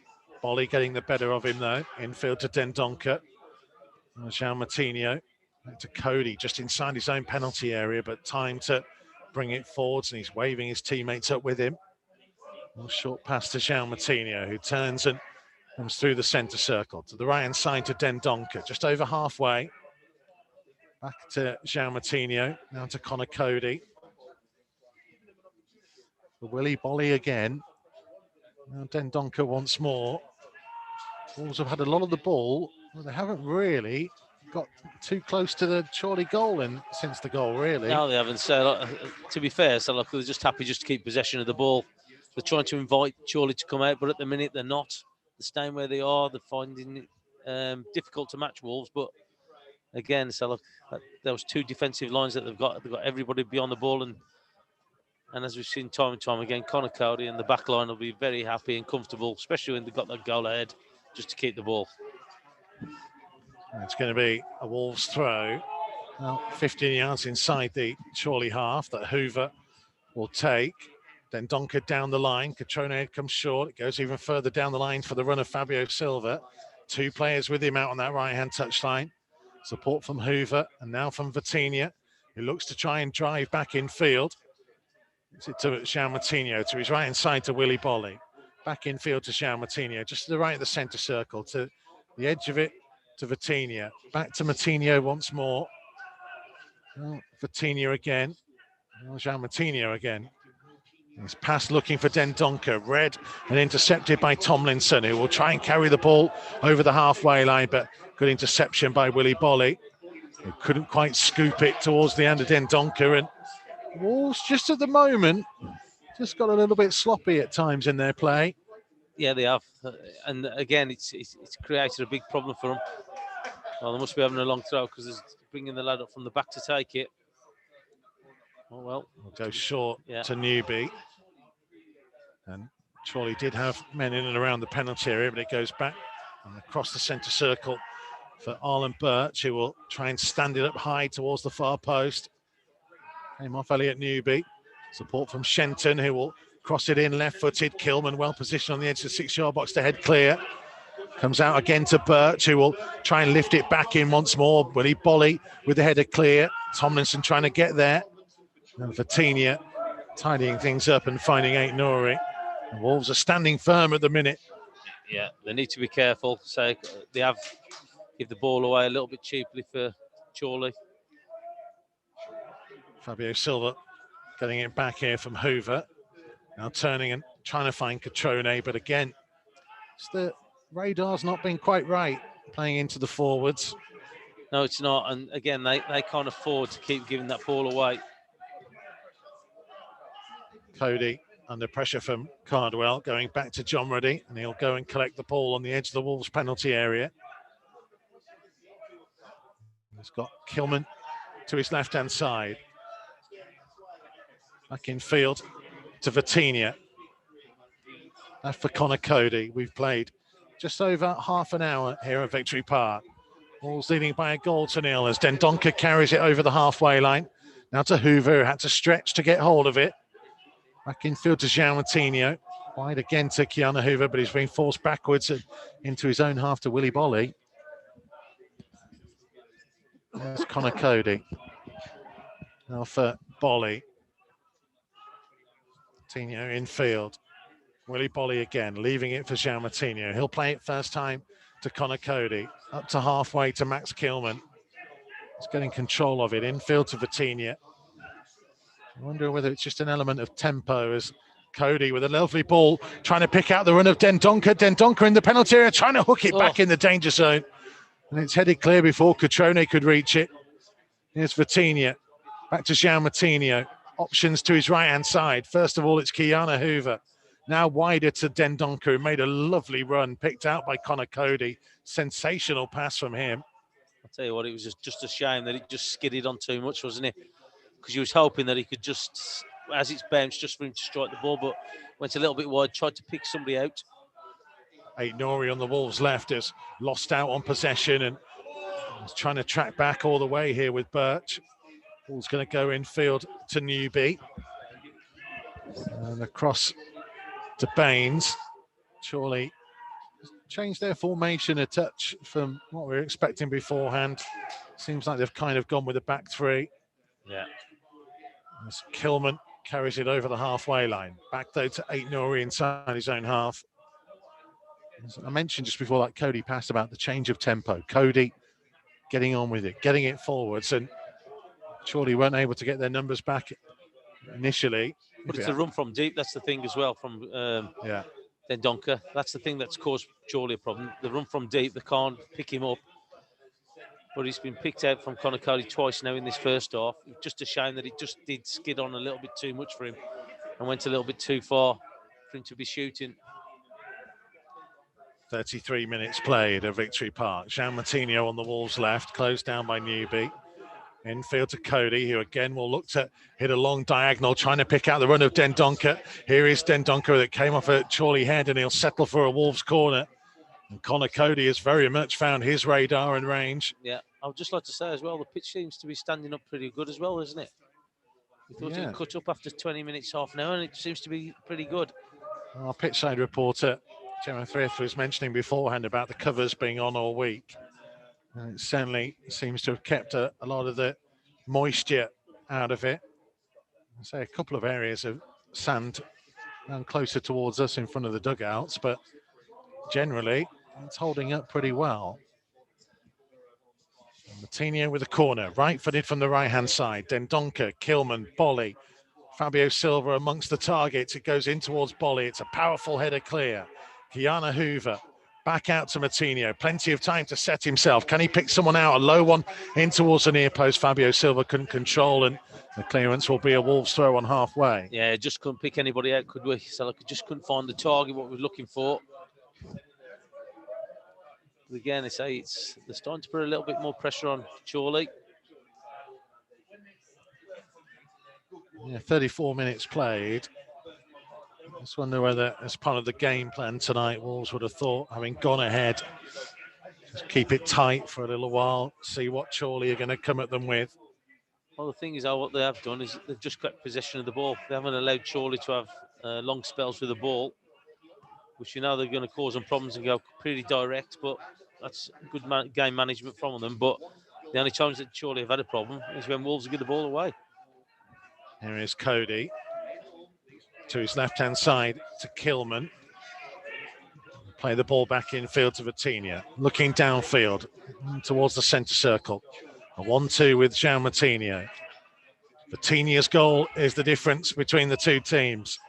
He finds Dendoncker wide out to Hoover on the right. Back to Leander Dendoncker on halfway. Play it backwards towards his captain, Connor Cody. 10-yard pass to João Moutinho. Through the centre circle he comes. To his right-hand side to Bolly. Now Dendoncker. This is what we've seen an awful lot of in the game so far. Hoover, though, trying to change things and drive himself. And it was a great run, and he was crudely taken down a couple of yards outside the penalty area. And a yellow card being shown, I think, to Tomlinson. Yeah. Yeah, so that's what you want to see from your fullbacks, isn't it? Breaking forward. We've said about Chorley just sitting in and making it difficult. If you've got players who are willing to do that, then things are going to open up and you're going to create things. And again, they've got the free kick from it. Yeah, it's that difference, isn't it, of not doing what's expected, just taking it forwards and causing some real problems. And if Tomlinson hadn't brought him down, he would have been driving clean through. Yeah, well, you can see how close it is to the penalty area. Another 5-10 yards, he's in the area. João Moutinho stood over the free kick. Kilman, Bolly, Dendoncker, Catrone and Silva are all in there. It's a little bit wide. I think he wants to play it short, and he will do to Hoover to his right. Hoover couldn't quite wrap his foot round the cross, and it's behind for a goal kick.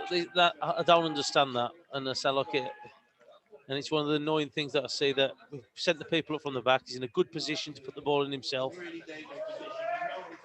And then he ends up playing the ball out wide, and we end up giving it to a goal kick. Just put it in there. Just put it into the area. We've sent the lads up from the back. We've got some bodies in there. It's that element, isn't it, of just a little bit more care, because it's not necessarily a bad idea to play it to Hoover. It's just, it's got to be weighted right. I was going to say it was overhit. So look, he couldn't get onto it. He couldn't get his foot round it because it had gone too far. But I think that he's got a good angle there to put the ball in himself, though. Chorley 0, Wolves 1. Fabio Silva on halfway. Dendoncker miss-kicking. Hoover getting back in front of Cardwell. Cody back to Ruddy. Short pass out to Max Kilman. Kilman just under pressure from Connor Hall. Back to Cody, to Moutinho. Whipping it first time to the feet of Willy Bolly. He will play it back infield to João Moutinho. He was already looking downfield before the ball reached him, but Chorley getting their numbers back again. Cody once more with another big diagonal and another super pass that Hoover couldn't quite control. He decided to try and head it infield, and it looked like he was trying to nod it down to Fabio Silva, but didn't quite do it with enough conviction. No, so look, I think you're right on that. This conviction, wasn't it? So I don't think he knew what he wanted to do with the ball by the look of his header, because it just kind of looped up, didn't it? And allowed the Chorley lad just to volley it out. I think that if he's headed it towards Silva a little bit more direct, he probably would have got it. Vitinha on the charge again, out to the left-hand side to Aït-Nouri. Crunching challenge coming in from Birch. Aït-Nouri to throw backwards for Kilman. Now to Vitinha, to João Moutinho, just to the left of the centre circle. Low across it for Willy Bolly. Bolly looking to knock it long. Fabio Silva was the closest man to it. It's cleared back to halfway. Cardwell flicking on, and he was caught by Bolly in the challenge. Bolly will apologise. Chorley free kick. And I think they may well send the boys forwards again. Well, anything that's been 10 yards or on the halfway line, they've sent the lads up from the back, and they're going to do exactly the same again. They believe that this is an area that they can get something out of the game. It's near enough bang on the halfway line, just inside the Wolves' half. Well, it should be just inside the Chorley half, but they've stolen a couple more yards. Anthony Taylor not noticing. Well, the officials over there as well, the assistant referee. It's hung high towards the edge of the Wolves' box. Bolly climbing highest. Aït-Nouri trying to flick it forwards. Catrone couldn't quite get it back to him.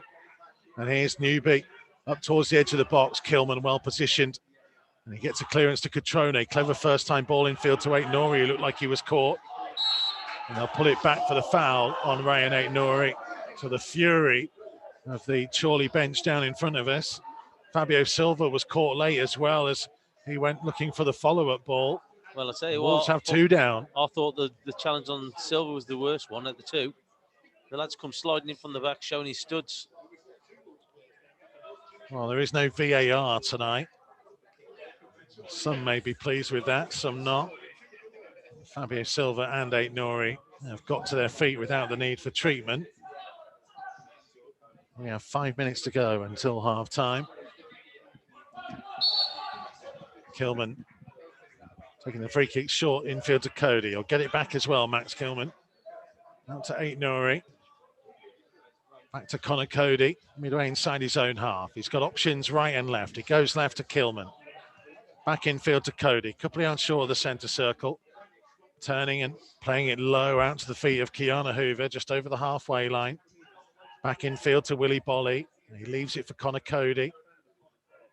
Cody to Matinho. Back to Bolly again, midway inside the Wolves half to the right of centre. Then Donker with a bit of a heavy touch, and Chorley able to win possession again. Tomlinson bringing it forwards down the left. Kiana Hoover back there with him, and he did well to win possession back. And now Den Donker for Vitinha, and Chorley may just have committed too many men forwards as Vitinha looking to try and lift it forwards. It's a bit too straight. Goes over the top of both Catrone and Fabio Silva and through to the keeper. Yeah, I'm just trying to work out which one he was trying to pass to, Catrone or Silva. Didn't really do anything there apart from go straight to the goalkeeper. But again, that was a good opportunity to get an effort at goal from Wolves. It was adventurous from Vitinha, who will be absolutely bubbling with confidence, having got his first Wolves goal in spectacular fashion in just the 12th minute of this game. Maybe settled down. Any concerns fans may have had, maybe more than the players. I'm sure they were feeling pretty confident and trusting in their own abilities. Given the way things have gone in recent weeks, you can forgive one or two listening to us wherever you are. Just wanting a couple more goals to be sure. Here's Hoover. He's had a good first half, and he flicks it out to the right-hand side to Dendoncker. A low one in, turned away by Baines at the near post.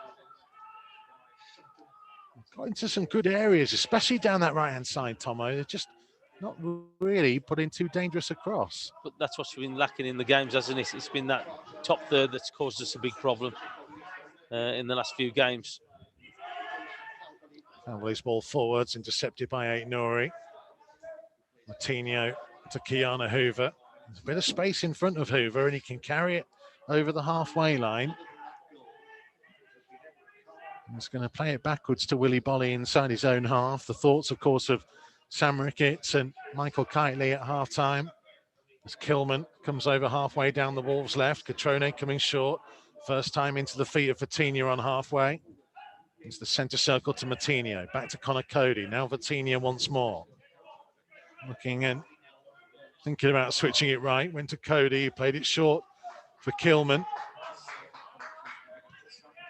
He will use support from Vitinha just to the left of the centre circle. It's Kiana Hoover's in acres of space on that right-hand side. Nobody's looked up yet. No, so I'm surprised Connor Cody hasn't. But he will do now. Yeah. Maybe he heard us. There's a lovely ball out to Kiana Hoover, controlled on the chest and going to knock it past his man and go past him on the outside. Low cross in and again blocked off by Willem Tomlinson at the near post. And Vitinha couldn't quite keep it in. Chorley throw. Again, good position. Well played by him. But again, it's just that delivery, isn't it? It's just that pass or cross or whatever in that top third. He's done brilliantly to get past him, but he's got to be looking to deliver that ball into the right area. Big hello to Adrian and Lisa listening in with their dog Zola. Adrian says, I am at Chorley 2021 via Brisbane, Australia. It's 20 degrees, sunny blue sky. Come on, you Wolves. I'd love to have 20 degrees. As Kilman plays it back to John Ruddy, edge of his 6-yard box, calm and composed, picks out Cody, plays it further down the line to Bolly. Bolly in towards the feet of Fabio Silva on halfway, couple of touches, and then back to Connor Cody. Cody happy to have the ball at his feet. He's played some lovely passes so far tonight. We're going to have 1 minute being added on at the end of the first half. Here comes Kilman. Back infield to Jean Martinho. Switched out towards the right-hand side for Wolves. Fabio Silva, midway inside the half. Out to Hoover on the right-hand touchline. His option was Vitinha. Back to Hoover again. Now all the way back to Willy Bolly. Wolves may well just keep the ball for the remaining time of this first period. Here's Kilman. Trying to lay it forwards. Dendonka's going to tidy things up here. It's Catrone. Catrone curling one. It had a whip. It just didn't quite have the dip. It wasn't a bad effort at all from the Italian. No, it's definitely worth a hit, wasn't it? Just sat up lovely for him as well. Just got a little bit under it, if anything. But again, it's worth an effort. We've got 1 goal out of it. First real sighter that he'd had in the game, Patrick Catrone.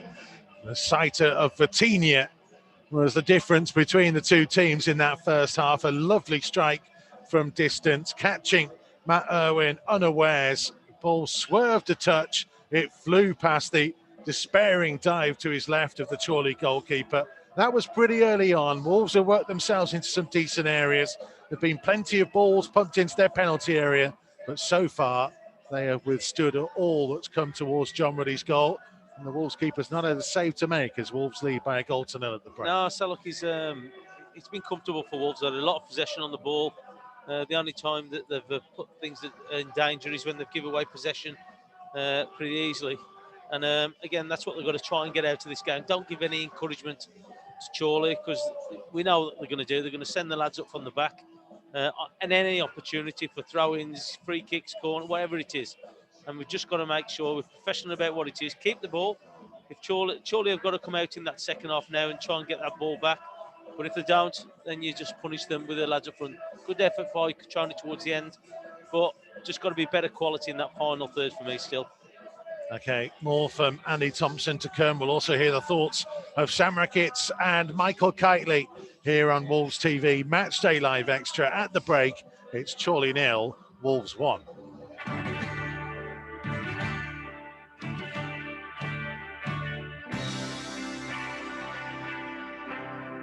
Matchday Live on Wolves TV.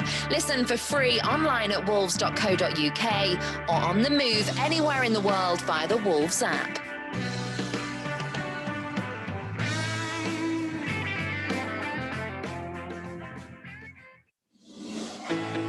Join the pack. Become a 2021 member online today. Whether you're a dribbler joining for the first time or an international fan supporting from afar. Being a Wolves member gets you an exclusive joining gift, £10 Megastore voucher, and exclusive offers from Wolves and our partners. For more information and to join, visit membership.wolves.co.uk. Wolves Lottery is committed to helping Wolverhampton and the local community improve, whilst giving fans the chance to win some fantastic money-can't-buy prizes, excellent Wolves experiences, as well as £1,800 given away every week. For more information and to sign up online, visit wolves.co.uk/Wolves-Lottery. We can't welcome you to the Wolves Megastore at the moment, but our online store is available 24/7. Visit shop.wolves.co.uk for huge savings on replica kits, training wear, and exclusive Wolves clothing ranges. Wolves TV, the home of live uninterrupted radio commentary of every single Wolves game. Here it is! Oh, you beauty! But that That's not all. Wolves TV also brings you extended and alternative match highlights, interviews with the team, behind-the-scenes features and training coverage, plus see every goal Wolves score from every angle. The volley over the goal! That is simply stunning! So check out Wolves TV online at wolves.co.uk or on the move via the Wolves app.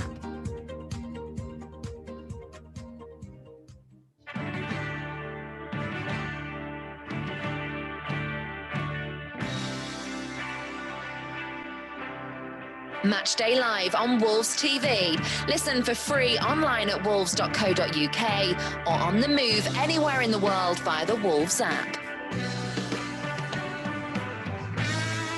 So half-time here at Victory Park. It's Chorley 0, Wolves 1. Virginia's first Wolves goal, the difference between the two teams. Sam Ricketts, I'll come to you first. What did you make of that first period?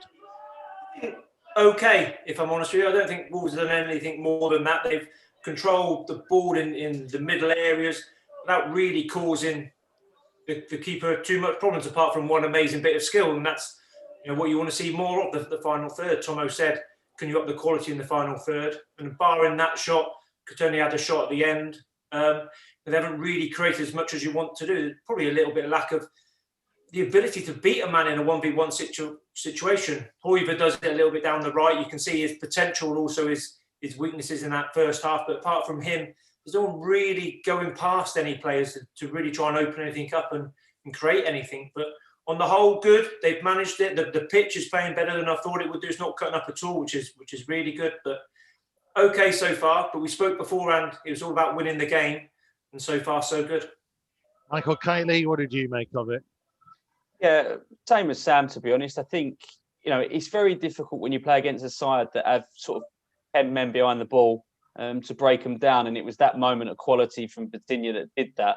I expect the second half to be a lot more open and Wolves to pick them off a little bit better. I think we defended really well. A couple of balls have got into the box and I think we defended really well. So, I think that's a massive positive. But we said that first goal, needed to come early and was key in the game. And, what a strike it was. Yeah, talk to me about that hit, because we were mentioning just kind of beforehand in that there didn't seem to be an awful lot on. They were finding it hard to get the ball in towards the front two. So if that's the thing, why not have a go? And it paid off. Yeah, well, as I just said there, that they got 10 men behind the ball. They're making it very difficult for Wolves to play through them. And it was just that moment of brilliance. It actually bobbles up slightly and he catches it so true. It's a great strike. And I'm pleased for Virginia because he hasn't had much game time. And that kind of thing can kickstart his career. I remember when I first scored my first goal for Wolves. After that, I was, I was flying. And I'm hoping that will happen to Virginia because it was a great strike, wasn't it? And worthy to win any game. So hopefully Wolves will go on and win the game now. But I do expect the game to open up in the second half a little bit more for Wolves. And then I think they can pick Chorley off. Yeah, you can see his confidence pick up straight after the goal. He was dropping deep, coming to get the ball. Even his touch, the crispness of his pass, everything just went up a level. So great for him, brilliant for him. And the more goals you get, obviously the more that comes. And like you said, the confidence, but the ability to do it. And hopefully, it will encourage him to do it a little bit more often. So I think Wolves do need to score a few more goals from further out, especially in a game like tonight, but in general play as well. They can't always score with, Jimenez isn't there anymore, so they're looking for goals from other areas, and that's an area they need to score from. On the element of Virginia, Tomo, he and João Martinha are obviously been very much involved and very busy in that first half. Would you be tempted to take one of them off? Because it almost feels like they're both trying to do a similar role. No, I think Martinha's got a little bit more going forward. I think he's a bit more creative going forward. I think Martinha's in there. He's sorting out the midfield area. I know that he's instrumental in the way that we play, in the way that we pass the ball, but I think Martinha's got that little bit more flair in his game as well, as you've seen with the goal. I think that again, but I would like him to just get a little bit further on at the pitch. I think that he needs to link up with Silva and Cotonyi a little bit better. I think at the moment he's a little bit deeper, and as you just touched on there, he's by Martinha, and I would just like him to be a little bit more up there because I think that we've been very comfortable throughout the first half. The only problems that we've had is when we've given the ball away or tried to force things.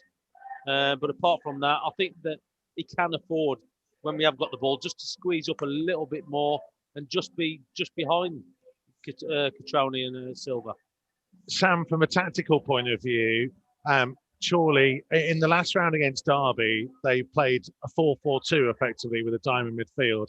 They slightly tweaked it tonight, haven't they, and tried to match up Wolves a little bit more. And that's given Wolves an awful lot of the ball on halfway with Chorley sitting deep. Yeah, and I can understand why. You need to match Wolves up. When there's that much of a disparity between the two teams, you need to match the wing-back to wing-back. You need to have 3 against the Wolves' top 2. And really, Chorley's game plan, we probably saw in the first couple of minutes where intercepted the pass, broke down the left, ball back across, and Ruddy had to make a good save. And that was probably their ultimate, what they're trying to do, win the ball back, break very quickly. And Wolves haven't really allowed them to do that, barring long balls in the box. If Chorley's top 2 could just play slightly closer together and play a little bit more together and break as a 2 rather than a 1, it would cause a few more problems. But generally, Wolves have handled that situation well. But Chorley have had to do that really because of the quality of Wolves. They've had to change formation and match them up and be hard to break down. Listen, they're trying to score on the break, or they're trying to score off a free kick, bodies in the box, a corner, a long throw, something like that.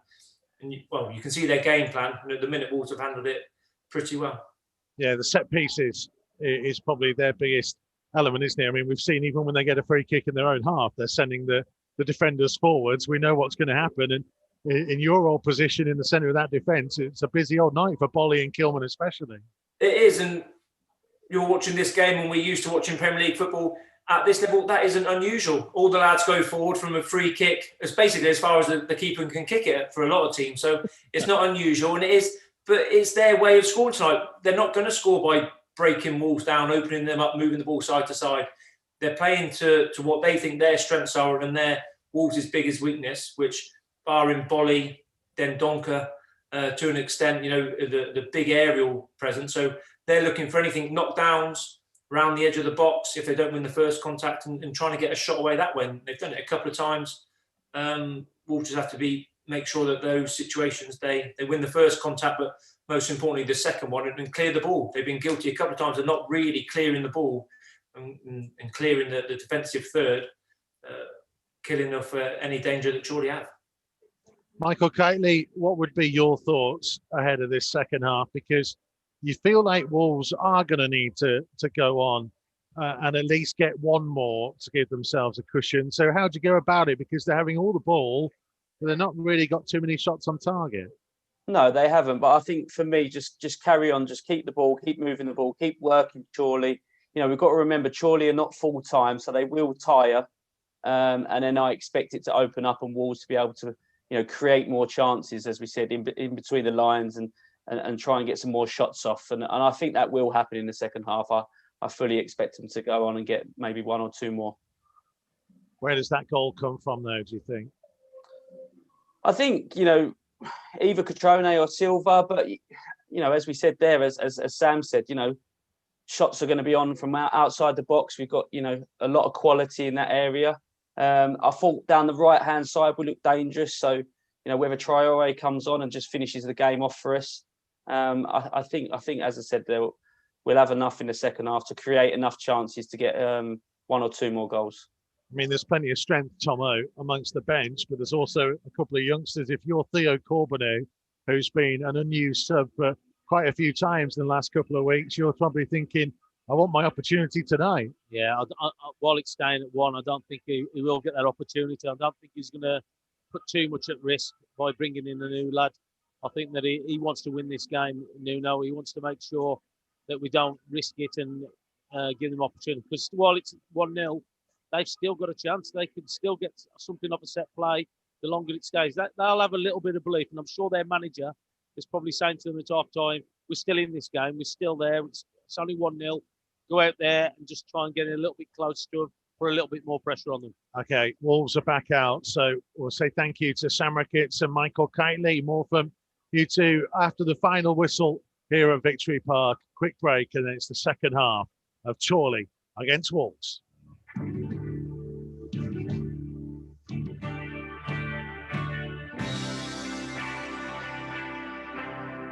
Matchday Live on Wolves TV.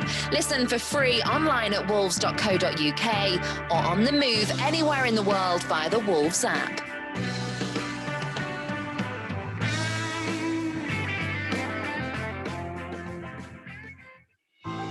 We can't welcome you to the Wolves Megastore at the moment, but our online store is available 24/7. Visit shop.wolves.co.uk for huge savings on replica kits, training wear and exclusive Wolves clothing ranges. The Old Goal Club has a new series, My Golden Game. Speaking to former and current players, coaches, managers and fans of the matches that meant the most to them.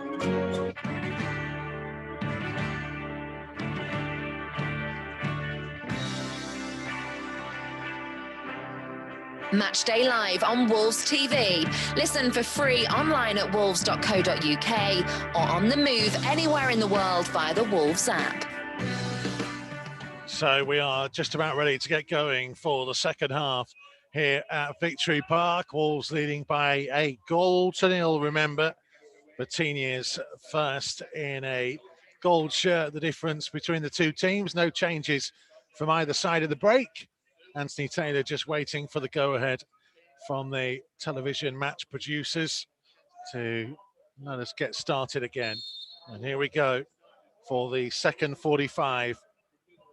Can Wolves go on and give themselves a cushion to see this job through and meet either Southampton or Arsenal in the 5th round of this season's FA Cup? Chorley trying to start quickly at the beginning of this second period. It's worked out to the left-hand side for Shenton, up against Hoover, low cross in. Another shanked away by Willy Bolly. You can hear it rattle off the roof above us. We are in the main stand. Wolves playing from left to right as we look at its second half, attacking the small Frank Powell stand. A couple of our media team have popped up behind that goal in a makeshift away end, I think, away to our right. In the meantime, Chorley still trying to work it into the Wolves penalty area. And it was Hall who got it back in dangerously, cleared away by Kilman. Andy Halls. Now picked up by Arlen Birch, trying to hit a diagonal out to the left-hand side for Shenton.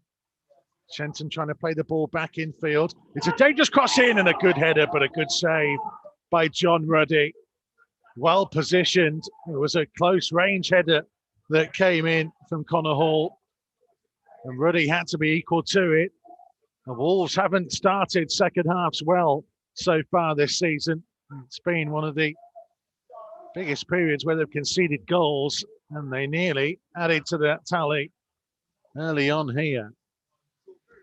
A big warning shot, just as Chorley had at the start of the first half. The Wolves need to make sure that they do not allow them to grow in confidence and try and get themselves back on level terms. Yeah, that's going to be the biggest problem, isn't it? Can't allow teams like that just to have as much space as he did. Again, did well, Ruddy, but got to be so careful. There's Connor Cody in possession for Wolves. Back to João Moutinho. Wolves with Ruddy in goal. Bolly, Cody, and Kilman. Hoover and Aït-Nouri are the wing backs. Then Duncan, Moutinho, and Vitinha in midfield with Cutrone and Fabio Silva up top. Matt Irwin is the Chorley goalkeeper. Arlen Birch and Oliver Shenton are their wing backs. It's Cody. Well, an awkward one back inside his own penalty area, and he tried to find Keanu Hoover, who couldn't keep the ball in. And Wolves are just playing into Chorley's hands at the minute. They're just causing their own problems, aren't they? Just they're putting the ball at risk there, and Chorley having a little bit more confidence, pushing forward. Got to stop doing it. Got to stop giving them opportunities to actually put some pressure on the Wolves' defence. Sometimes you're often better off just getting the ball downfield. Yeah, exactly. I say, look, what they're looking at, I say, look, they're causing their own problems by trying to do little passes, and then the misplaced one, and then all of a sudden they're on the back foot, and Chorley are coming forward, and like again, they've given away a free kick here, which is silly, and you know they're going to send the lads up from the back. Yeah, it was a couple of yards in from the left-hand touchline. It was Fabio Silva who handballed. And Willem Tomlinson will get himself set to try and drive it high towards the far side of the penalty area. Kilman got something on it. It'll be put back in there, though. Again, Kilman was closing in, and Fabio Silva always overrun it on the edge of the penalty area. And a big opportunity for Connor Hall, and it needed Keanu Hoover to stab his foot in at the ball. Otherwise, the Chorley man was bearing down on John Ruddy's goal. Well, I'll tell you what, if I was a player now, I'd be absolutely having a go at Silva. He's trying to run it out of the defence. He needs to just get rid of it. It's caused that many problems.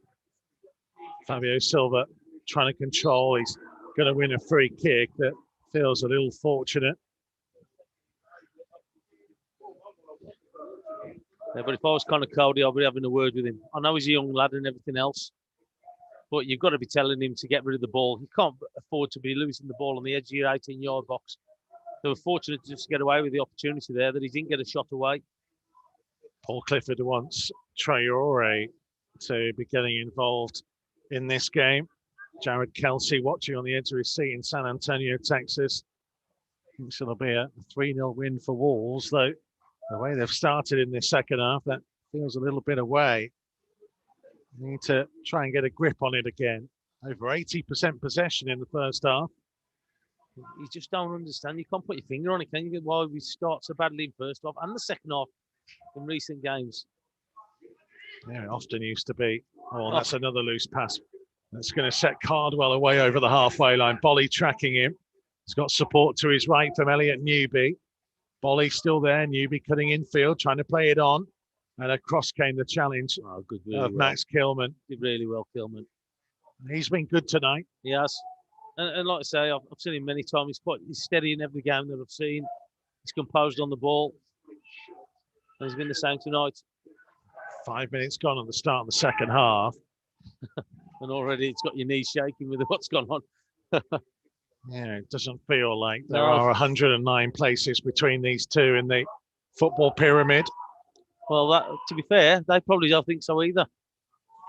Kilman seeing it behind for a goal kick. And as I spoke about before, the longer it stays at 1-0, they've still got that belief that they can get themselves back into the game on level terms. And again, what we've seen in the second half already, they put a lot more pressure on us than they did in that first half. Big hello to Richard Morgan listening in from Bellingham, Washington, USA. Says it sounds cold, boys. It is. We need Wolves to try and warm us up with a little bit more composure. Here's Connor Cody. And see the steam coming from his breath as he plays the ball to the right-hand side to Coutinho, just short of the halfway line. See, for me there, he's got the ball there. One of the strikers has got to come across here. You can see that Hoover's dropped shorter and the fullback for Chorley's come in with him. That's where we've got to have one of the strikers just popping in just behind him, what they can actually play the ball up to. Nuno was fuming low down to our left-hand side here. Yeah, rightfully so. I think that's the case what he's actually saying. The two strikers were in the middle, in the centre of the pitch. He had no option, Coutinho, to actually play the ball forward.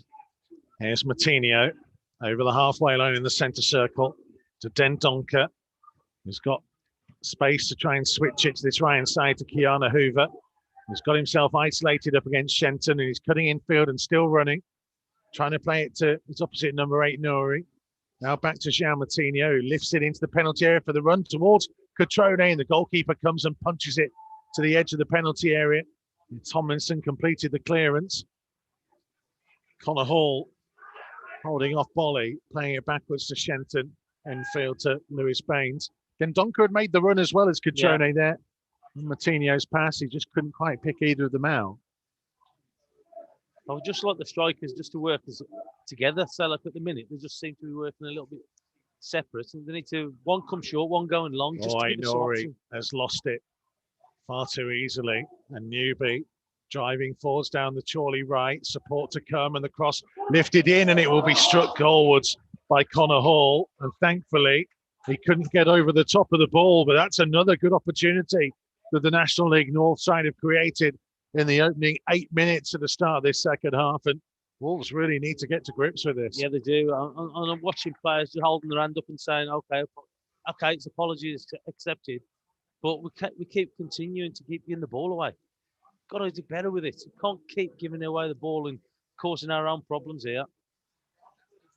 There's Cody midway inside the Wolves half to his right hand side to Bolly. So it all turned around in a quick spell on Saturday. It's a flick on by Catrone. All cleared by Lewis Baines, but it will be a Wolves throw, less than 10 yards from the right-hand corner flag. Well, that's a little bit better from the front too, wasn't it? At least they're trying to work together. They're trying to flick it into Silver's path.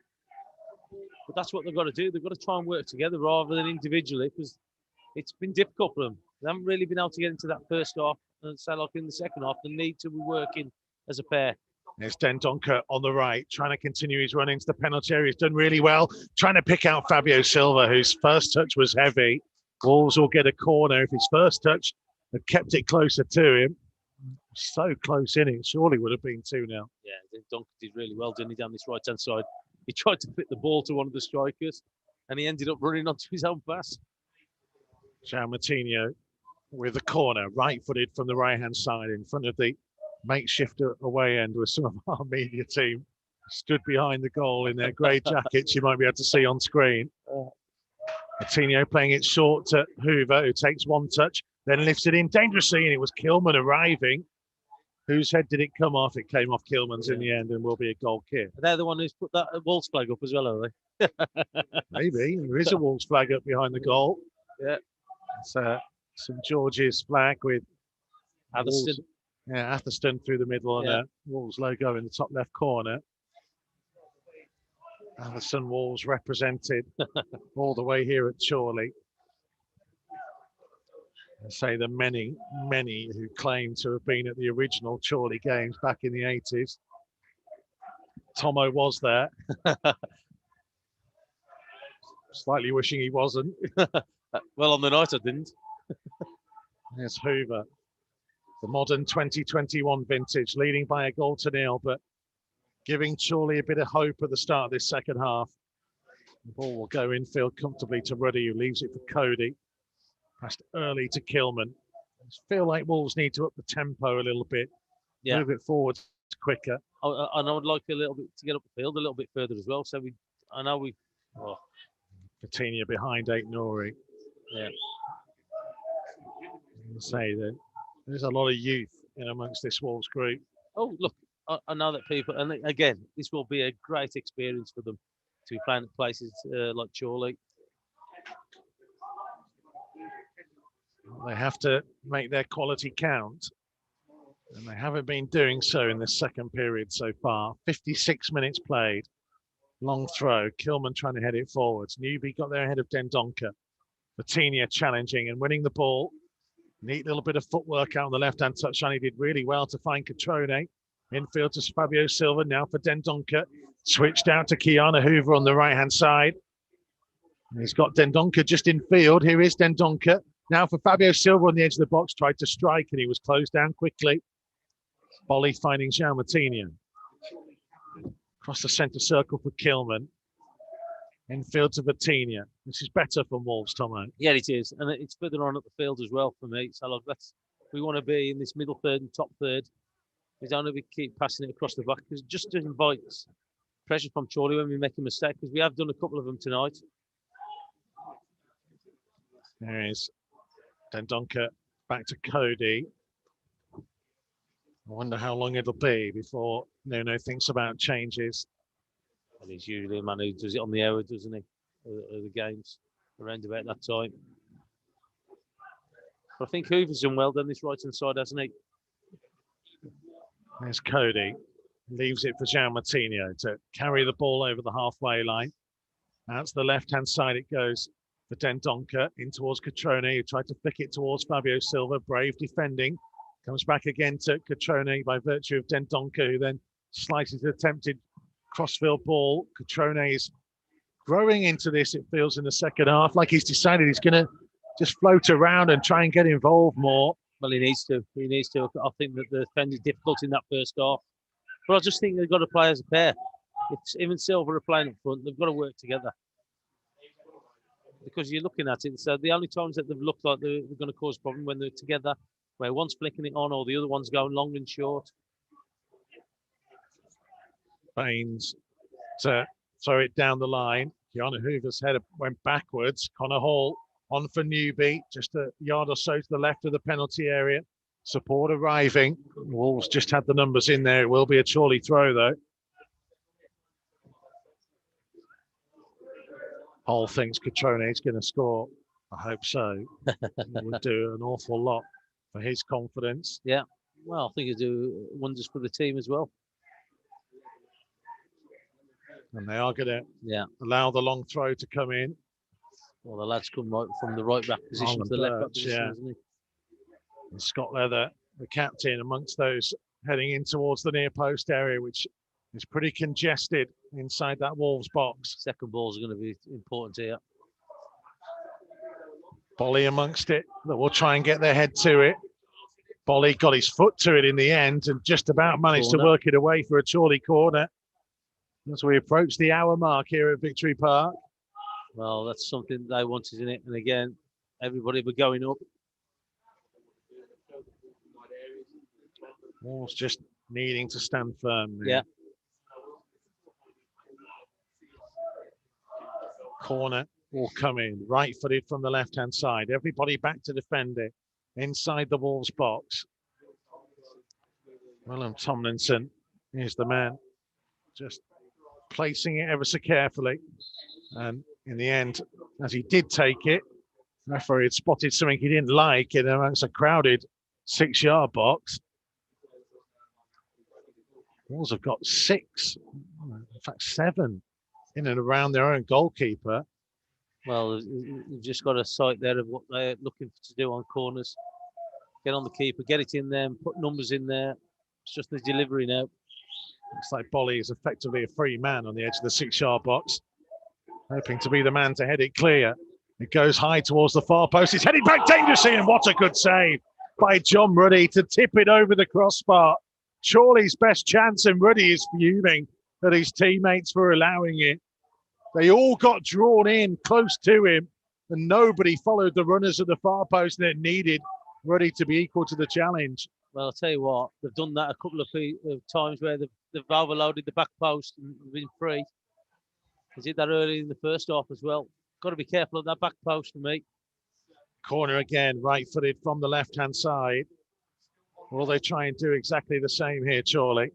It will go high, hanging towards the far post, and I think that came off Dendoncker. It's going to be giving us a goal kick. Well, I think the referee's in the wrong position to see that, where he's just pointed there. Well, Wolves have still had 70% possession second half, but that is a drop from the 83 they had in the first. But they've only had 2 efforts on goal, none on target in the second period, only 1 on target in the first. They will feel like, for all their possession dominance, they haven't had anywhere near enough territorial dominance second half. And they really need to start making their quality pay. Yeah, it is, but also as well, it's giving away those free kicks and corners and everything else, which allows Chorley to come onto Wolves and creates a problem. Cody with a big diagonal forwards, Hoover with the flick on, Dendoncker with the second touch forwards, and it needed Baines to come across and put it out of play for a Wolves throw. To be fair, Dendoncker's done his hardest to get up to the front line, hasn't he? Running from deep. Saw Connor Cody pick him out a couple of times in that first half, and he's done it already in this second half as well. Flavio Silva coming short. The ball goes into Dendoncker, right inside of the penalty area. His cross was blocked. Cleared out of play for another Wolves throw a few yards further back than Keanu Hoover was initially. Nuno deep in discussion with his assistant, Rui Pedro Silva, down in to our left-hand side. As we go to 62.5 minutes at Victory Park. Still Chorley 0, Wolves 1. Hoover's throw wasn't a good one. And Cody there ends up bringing down Harry Cardwell. And it's going to be a yellow card, though Chorley are swarming around Anthony Taylor. It was an awful long way that he would have had to go, Cardwell. Cody committed himself, and it all came from a sloppy throw that went backwards that didn't need to happen, Tomo. No, I think it's an absolute stupid throwing. So I can't believe they've even done that. They've put themselves at risk too many times for me. So look, we're looking to go forward, we're looking to be positive, and I don't understand. We're in the final third of the pitch and we're throwing it backwards, and it was never going to get there. And it's given an opportunity for Chorley's back line to come forwards. Wolves are trying to stay as far out of their penalty area as they can. Tomlinson will just hang it high up into the mixer. Up go the heads. There's a couple of get it to the edge of the box, and then Nouri just swiping a left boot at it to try and get it clear. Another big diagonal ball that Hoover should be able to see behind for a goal kick. It's been testing, and maybe it's just an element of the run of form that Wolves have been in. It is. The thing is, though, so like the run of form that they've had, they've got punished. They've got punished for the slightest thing or the slightest mistake, and they've been fortunate again tonight that the areas that they've given it away has been allowed just to get themselves a defender there, but they're putting it at risk for no reason. Well, like I say, the throw in there should never go back. Nuno's had enough. I can tell you that Adama Traore and Pedro Neto look like they are being prepared. So perhaps Nuno has decided the time has come to call for his most potent dribbling threats and take this game back to the National League North side.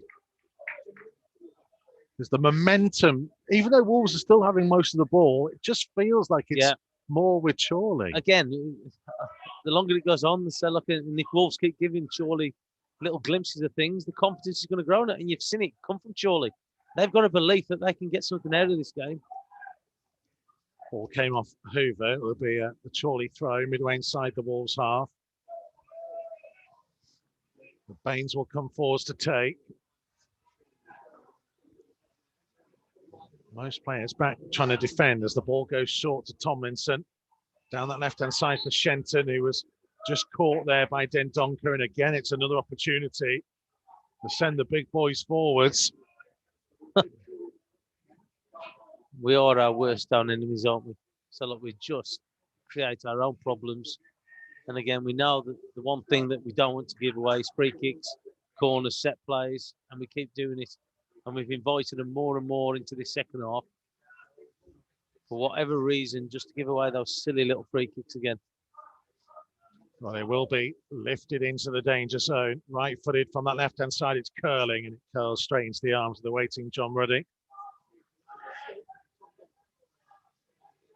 Adama Traore. It might be a triple change, actually. Ruben Neves stripped and ready to come on as well. Wolves can make 5 subs in the FA Cup this year. And Nuno is clearly not very happy with what he's seeing. I'm not surprised. I think the second half, I think that they have give a little bit of hope to Chorley with the way that we've played and the way that we've given the ball away. Cody for Matinho, just over halfway to Kilman. Infield to Vitinha, turning and thought about going right. There's a big space towards Kiana Hoover, but it's a long old gap. He'll now try and find the feet of Hoover. He tries to cut back in field, into the feet of Fabio Silva, back to Vitinha. Again, a lot of black and white shirts in front of him, so it goes backwards to Matinho. Now for Willy Bolly, just to the right of the centre circle, forwards to Matinho. Out to Hoover on the right-hand side. Now infield to Fabio Silva, who will have time to turn. Looks back wide to Hoover again. Hoover being shown infield towards Catrone, who tried to flick it around the corner for the run of Fabio Silva, but just an interception from the captain. And Connor Cody will see it out of play for a Wolves throw. Well, here comes the change, I think. Nuno, final words of encouragement. So João Matinho off for Neves.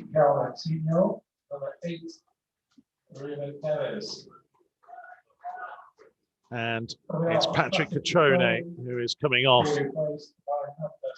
for Pedro Neto. And it's Vitinha who is replaced by Adama Traore.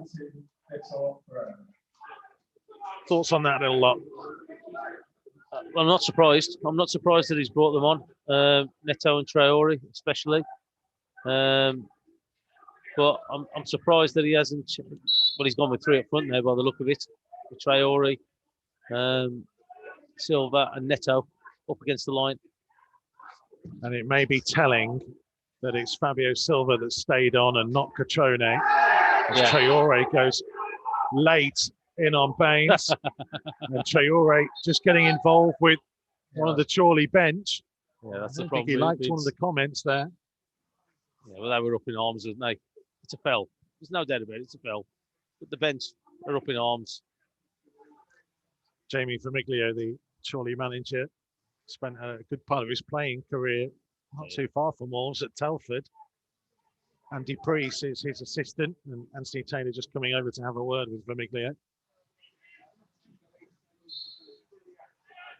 Tomlinson again over the ball, and this free kick is 5 yards inside his own half, but the big boys have gone forwards, and it's in their direction that it goes.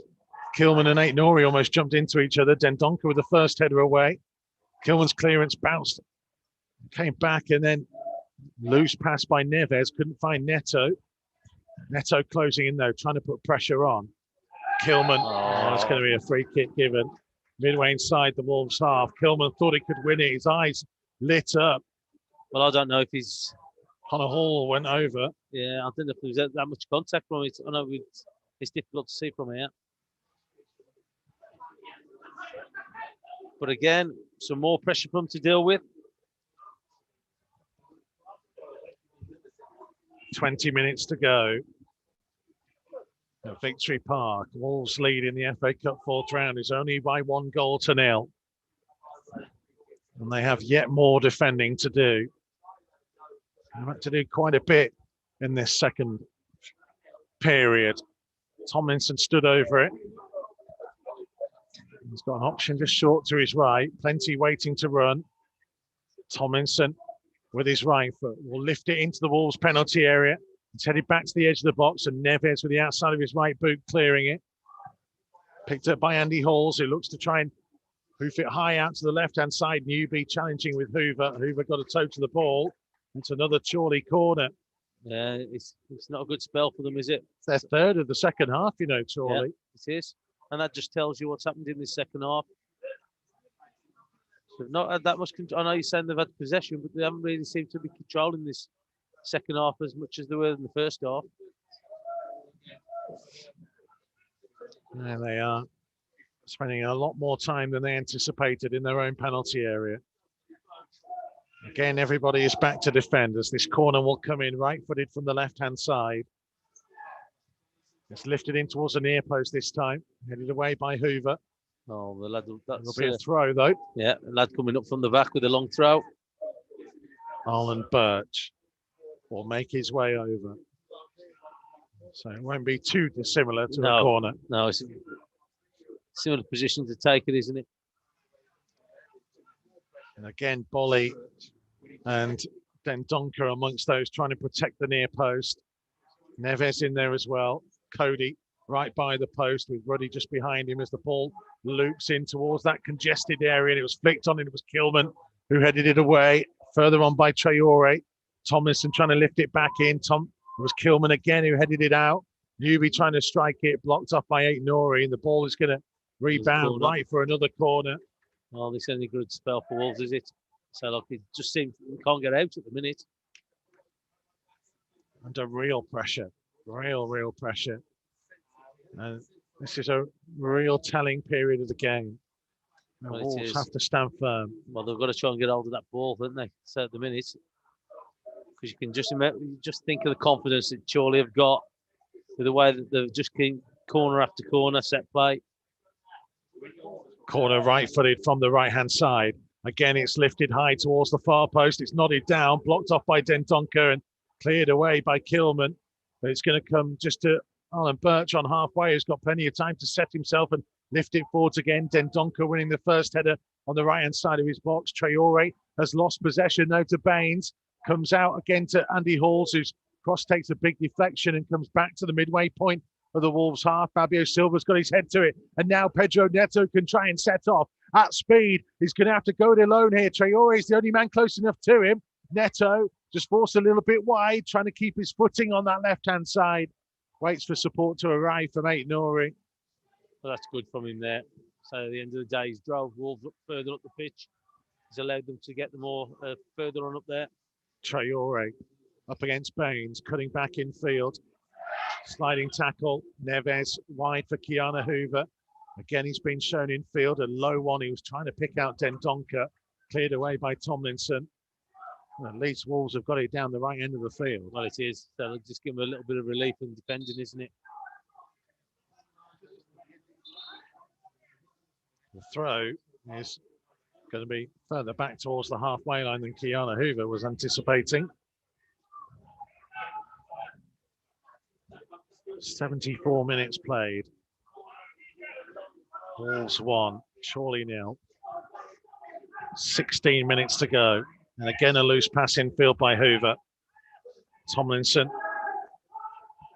Back to Andy Halls, who hits a big long diagonal out towards Newby. Hoover wins it in the air, but only as far as Shenton, who will just launch it in towards the box. Nori's header clear. Tomlinson to pick up on the loose ball. Neto, though, intercepting.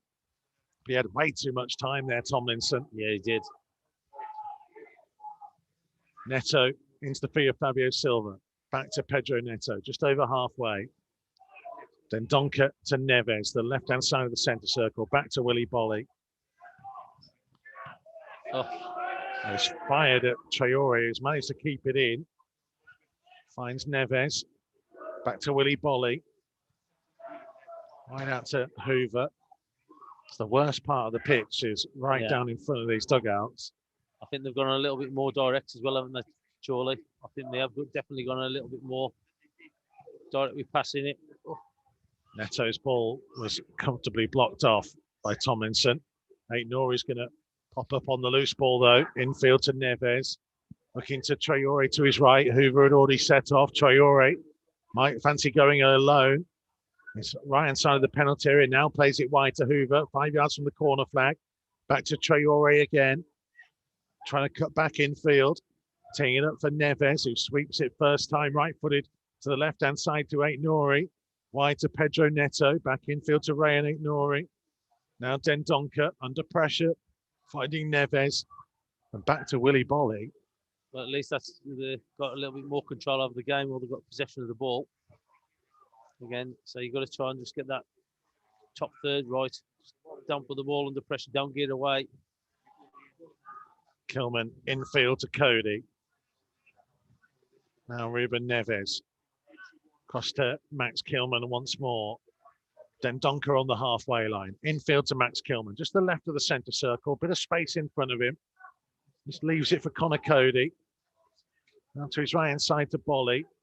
No real option short because Hoover has pushed a long way further forwards, and Nori's pushed up as well. So that's clearly tactical, Tomo. Yeah, it is. They're trying to force their fullbacks back just to get a little bit of space to Neto and Traore, I would think.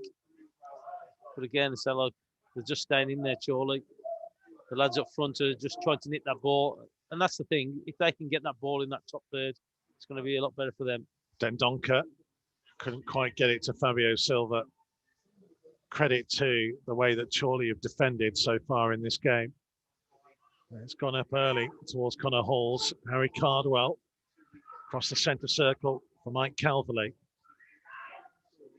To do an awful lot of running, some of those Chorley midfielders. Yeah, they have. They've chased with the ball a lot at the time, haven't they? But they have been better in this second half. They have asked a few more questions of Wolves. Baines into Tomlinson. Again, we'll try and play it high out to the left-hand side. Kiana Hoover trying to close down. Newby forwards, and he tried a little bit of interplay with Calverley, but thankfully the ball goes all the way through to John Ruddy.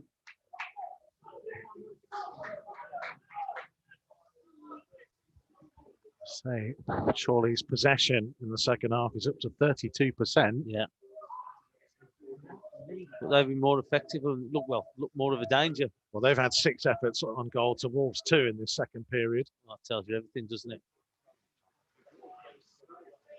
109 places between them from the Premier League to National League North. Fabio Silva again not able to hold the ball up top. And that's again been part of the issue. Yeah, it's just coming straight back, isn't it? Another long ball forwards, headed away by Bolly.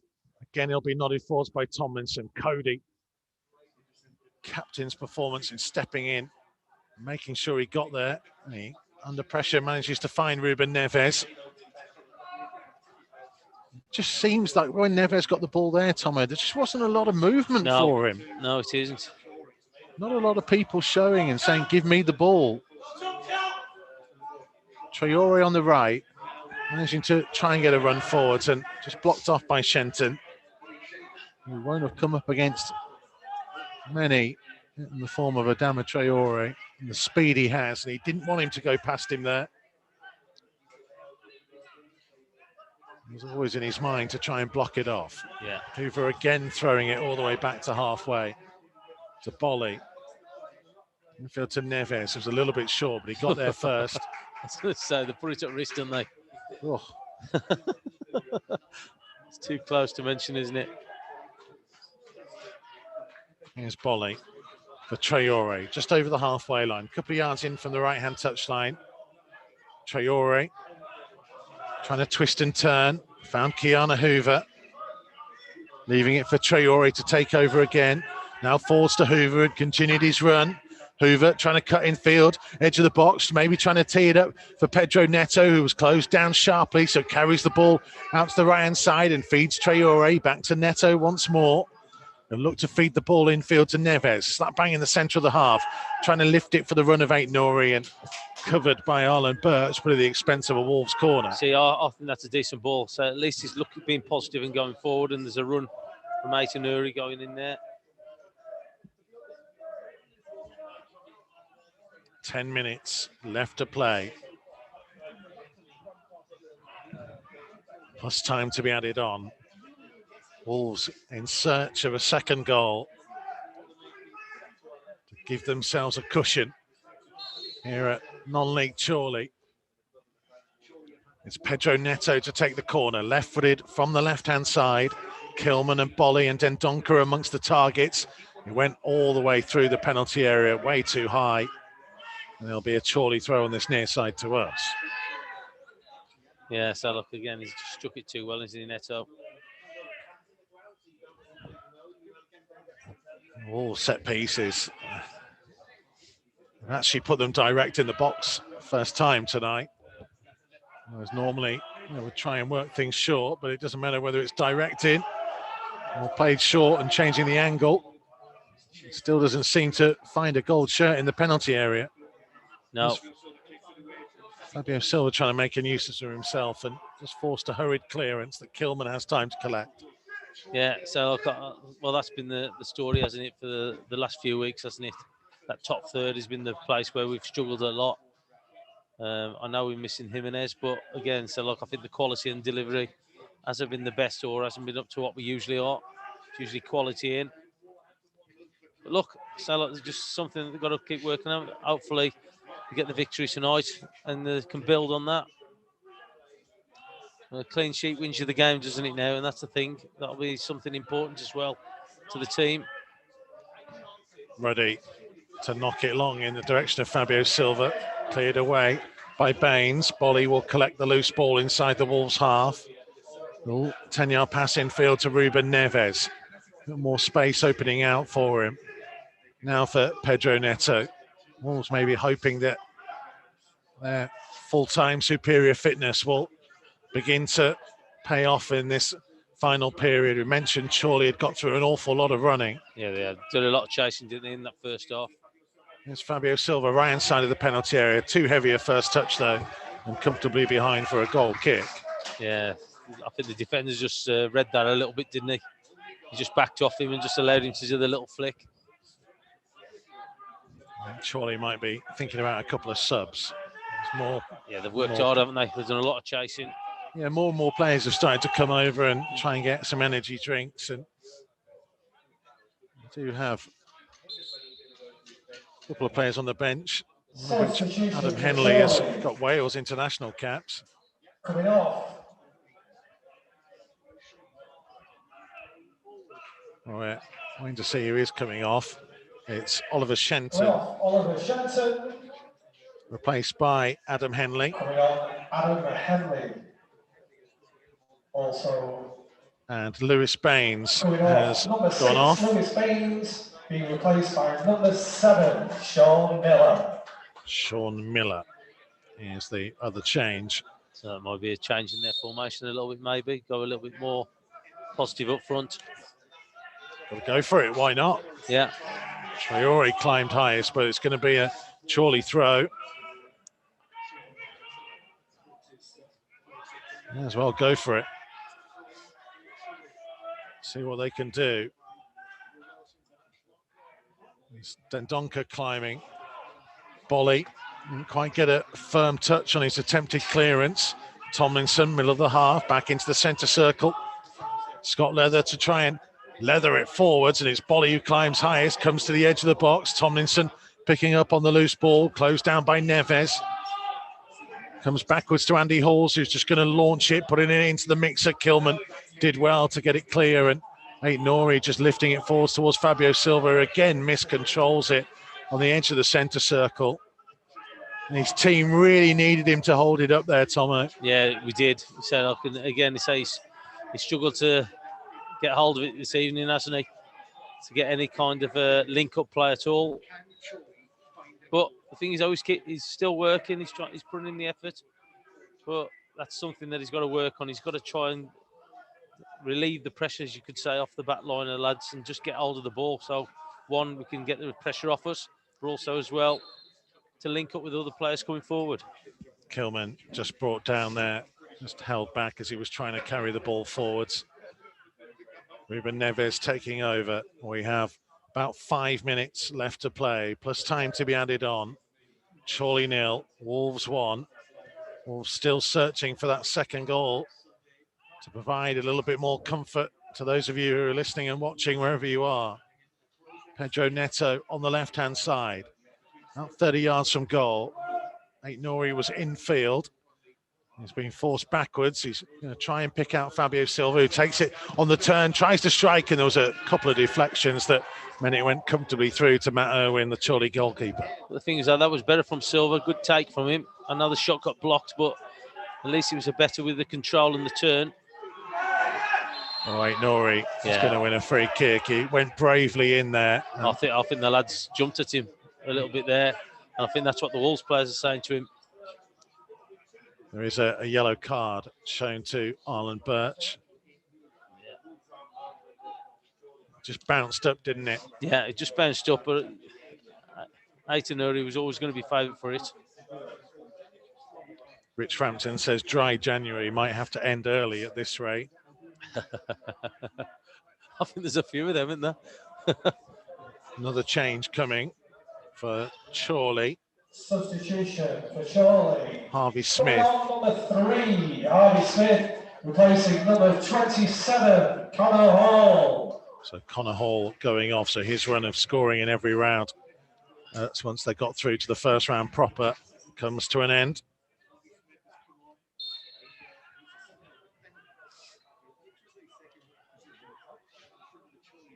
So Kilman with the ball at his feet, short to Neves, back to Kilman on his left foot, just holding off the challenge of Tomlinson. Will look to lift it forwards, but he was comfortably intercepted, clear to halfway. Dendoncker read it though. His pass couldn't find Aït-Nouri. It's been a little bit of the story in this second half as Neves tried to win it and couldn't do so. And Chorley trying to work it down their right-hand side. Ball comes back in field. Traore is going to intercept the loose pass. Now trying to set off as he skips away from a couple of challenges and now puts the afterburners on as he drives deep into the Chorley half, picking out Dendoncker perfectly into the path of Keanu Hoover. Right-hand side attempted cross blocked off by Henley. Hoover will keep it in on the right-hand touchline. Needs some support to arrive. Gets it from Neves.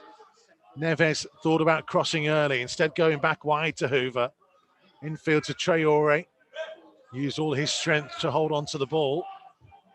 Neto might fancy a dig from distance, he does, and it was a long way high and wide and behind for a goal kick. Yeah, so he's trying to replicate Vitinha's shot there, but just sat up a little bit for him, just shook it a little bit too much.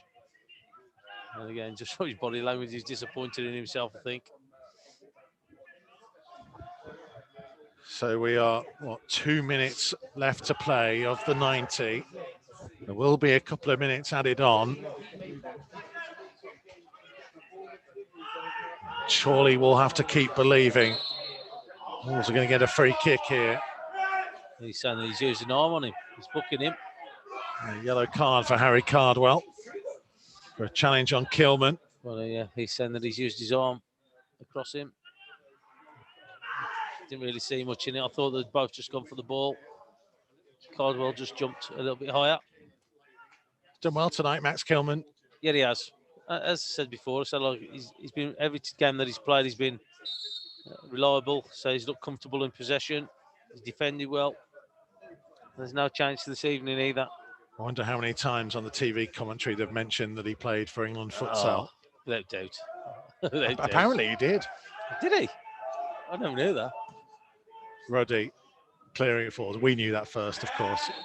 We don't need to mention it. Apart from mentioning other people mentioning it. Okay. In an ironic sense. I'm glad you didn't mention it anyway.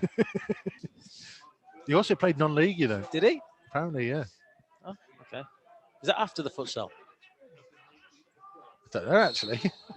Or before? No, I think around the same time. Yeah, okay. Owen to try and launch it forwards. Bolly will try and get underneath it. Good header away by Bolly. Fabio Silva for Neves, who's just trying to lift it over the halfway line. Fabio Silva giving chase, but the ball is going to beat him and go out of play for a Chorley throw. Last couple of seconds of the 90. Fourth official is getting ready with the board, and Chorley calling for the goalkeeper to keep carrying it. As he launched it forwards, 3 minutes to be added on. 3 additional minutes. That's a minimum of 3 additional. Wolves can keep a clean sheet now. They'll be into the 5th round for the second time in 3 years. Irwin to launch it. Cardwell, a little nudge on Dendoncker. Kilman again with a powerful header to the halfway line. Well, I thought that was a foul on him. It looked like a clear nudge on him to knock him out the way. Tomlinson going to launch it forwards. Bolly again with a good header away. Launch forwards again. Bolly intercepting. Neves early up to Pedro Neto. Aït-Nouri is set off on the outside of him. Here is Ray and Aït-Nouri. And there are numbers trying to get up towards the penalty area, including Dendoncker, Fabio Silva and Traore. As Neto will go backwards to Neves on halfway. Swept across field. Traore has Hoover to his right. He can go either side, and Chorley don't know which way he is going to go as he plays it back to Cody. But you think that he's just losing the ball, and he just puts that strength on it. Oh, nice flick by Neto. Aït-Nouri, about 30 yards from goal. And then wider for Neto again. He looks to cut back in field, finding the feet of Fabio Silva. Fabio Silva, oh, he's lost possession, but in comes Neves with a big block challenge. Chorley getting hold of the ball, though, as Newby plays it backwards. Here they come with 90 seconds of the time remaining as Bolly's going to win another big header. And Neto to get the loose ball on the Wolves' right this time. Just over halfway to the feet of Traore. And Traore setting off and heading towards the corner. And in the end, he'll get Wolves a throw. just watching it. The three of them chasing after him. They're just bouncing off him and he's just like nudging them a little bit to keep him away from him. It's a good play from him. We have a minute remaining. Views of Sam Ricketts and Michael Kightly on our post-match show to come. Pedro Neto taking his time. Keanu Hoover taking his time. Wolves are less than 60 seconds away from the 5th round. Dendoncker wide for Hoover, who will look to try and drive infield into the penalty area. He was caught a little bit late there. Neves sweeping it to the left for Aït-Nouri, just inside the penalty area, cutting infield, trying to strike it, closed down. Kilman getting first the loose ball. He's off on a charge here, Max Kilman, down the left-hand side. And he's trying to keep hold of it, and he's done really well, Kilman. And it's going to be a goal kick, but well done to him. Yeah, he did. He did well, didn't he? He knew there was nothing on, so he decided to take it up the field himself, just to push it into the corner. He did really well. Well, 3 minutes of time added on is up as the kick comes forwards. One in the air by a Chorley head. It's going to go out of play, but it came off a Wolves player, and it is a Chorley throw. Wolves don't quite believe it. We're in added time here at Victory Park. And Arlen Birch is coming across to try and take a long throw. This is it. Wolves have to stand firm here to see through for their clean sheet and progression to the next round of the FA Cup. Chorley are going to send pretty much everybody into that crowded penalty area. Hoover trying to get his head to it. Going to drop to Halls back into the danger zone. Headed away in the end by Neves, and the final whistle goes. And there will be plenty of plaudits for the National League North side. Wolves came here to Victory Park tonight, not in the greatest run of form, needing a morale-boosting victory. They have got it by virtue of Vitinha's first half strike, his first for the club. It may not have been pretty at times. Wolves had plenty of the ball. They didn't quite create as many chances as they would have liked, but in the end, they did enough to win the game. And if Wolves do continue to go on an FA Cup adventure this year, nobody will look back on this game with too much interest. Wolves won it by a 1-0, and they go through to the FA Cup fifth round. Look, so we knew it was going to be a tough night. We knew that Chorley were going to throw everything that they had at them, and they did that, especially in the second half, or the beginning of that second half. Threw absolutely everything at Wolves. So Ruddy making the save off header. But again, so look, I know people thought, oh, they're going to come here and get a big score. We always knew that it was going to be close. We always knew that it was going to be a battle, and it proved to be. But they got the main thing. They got the victory, got a clean sheet, and look, the great goal to win it.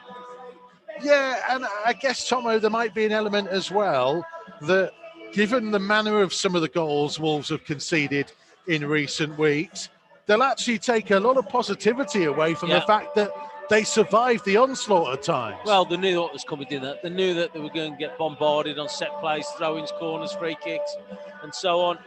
And look, they've withstood it. They've gone out there, they've battled hard. Okay, at times they were the worst on enemies as well, with some of the possession that they give away. But they've got that clean sheet. They've got a victory, which they're desperate to get. I know people think that they should have got more, but for me, I said at the beginning of the show, a victory is a victory, and that was the thing that you wanted. Yep. First and foremost, Wolves needed to win the game tonight. They have done that, and they have got themselves into the fifth round where they will meet either Southampton or Arsenal. We'll take a short break, and then we'll have more from Tomo and also the thoughts of Sam Ricketts and Michael Kightly. 35 years on, Wolves can maybe put to bed that terrible defeat to Chorley in the FA Cup. Not quite the sweet revenge many were hoping for, but Wolves are through, and we'll review it next.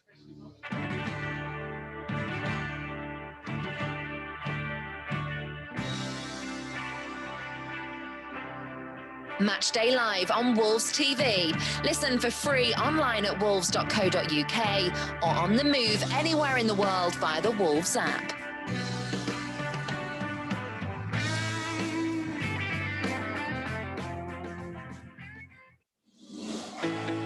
Join the pack. Become a 2021 member online today. Whether you're a dribbler joining for the first time or an international fan supporting from afar. Being a Wolves member gets you an exclusive joining gift, £10 Megastore voucher, and exclusive offers from Wolves and our partners. For more information and to join, visit membership.wolves.co.uk. Wolves Lottery is committed to helping Wolverhampton and the local community improve, whilst giving fans the chance to win some fantastic money-can't-buy prizes, excellent Wolves experiences, as well as £1,800 given away every week. For more information and to sign up online, visit wolves.co.uk/Wolves-Lottery.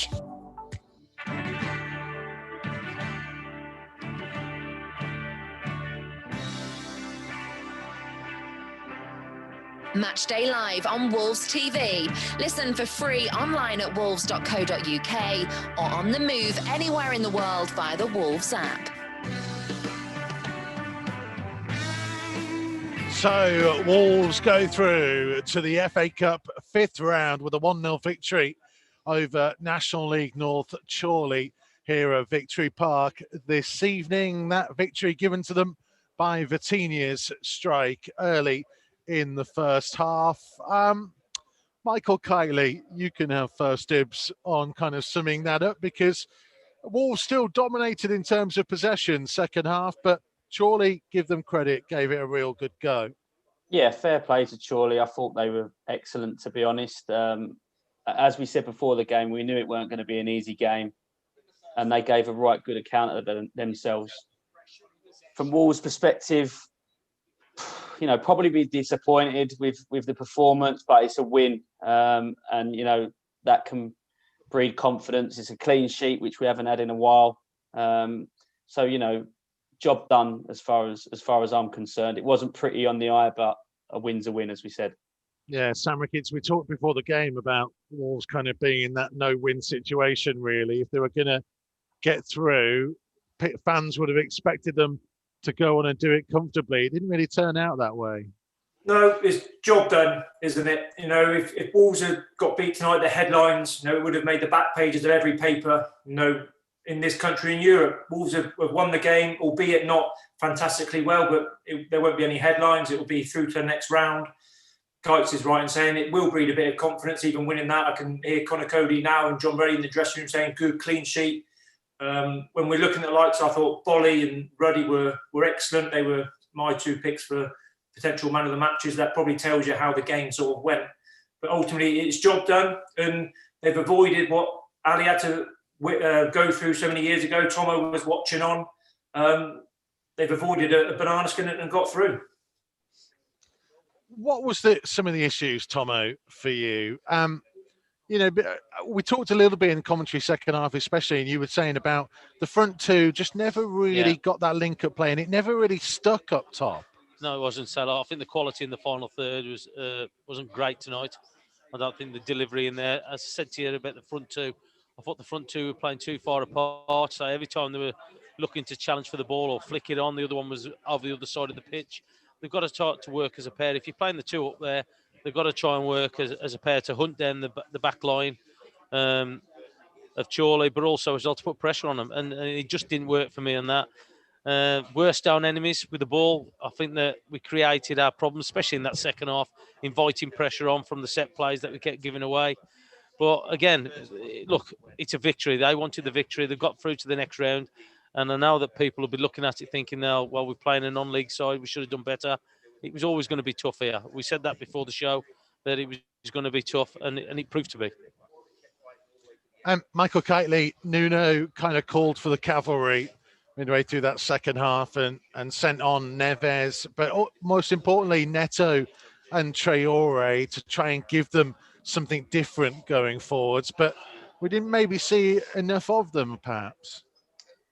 No, we didn't. And I think the fact that he made those three substitutions showed you that he felt that, Wolves needed a spark from somewhere.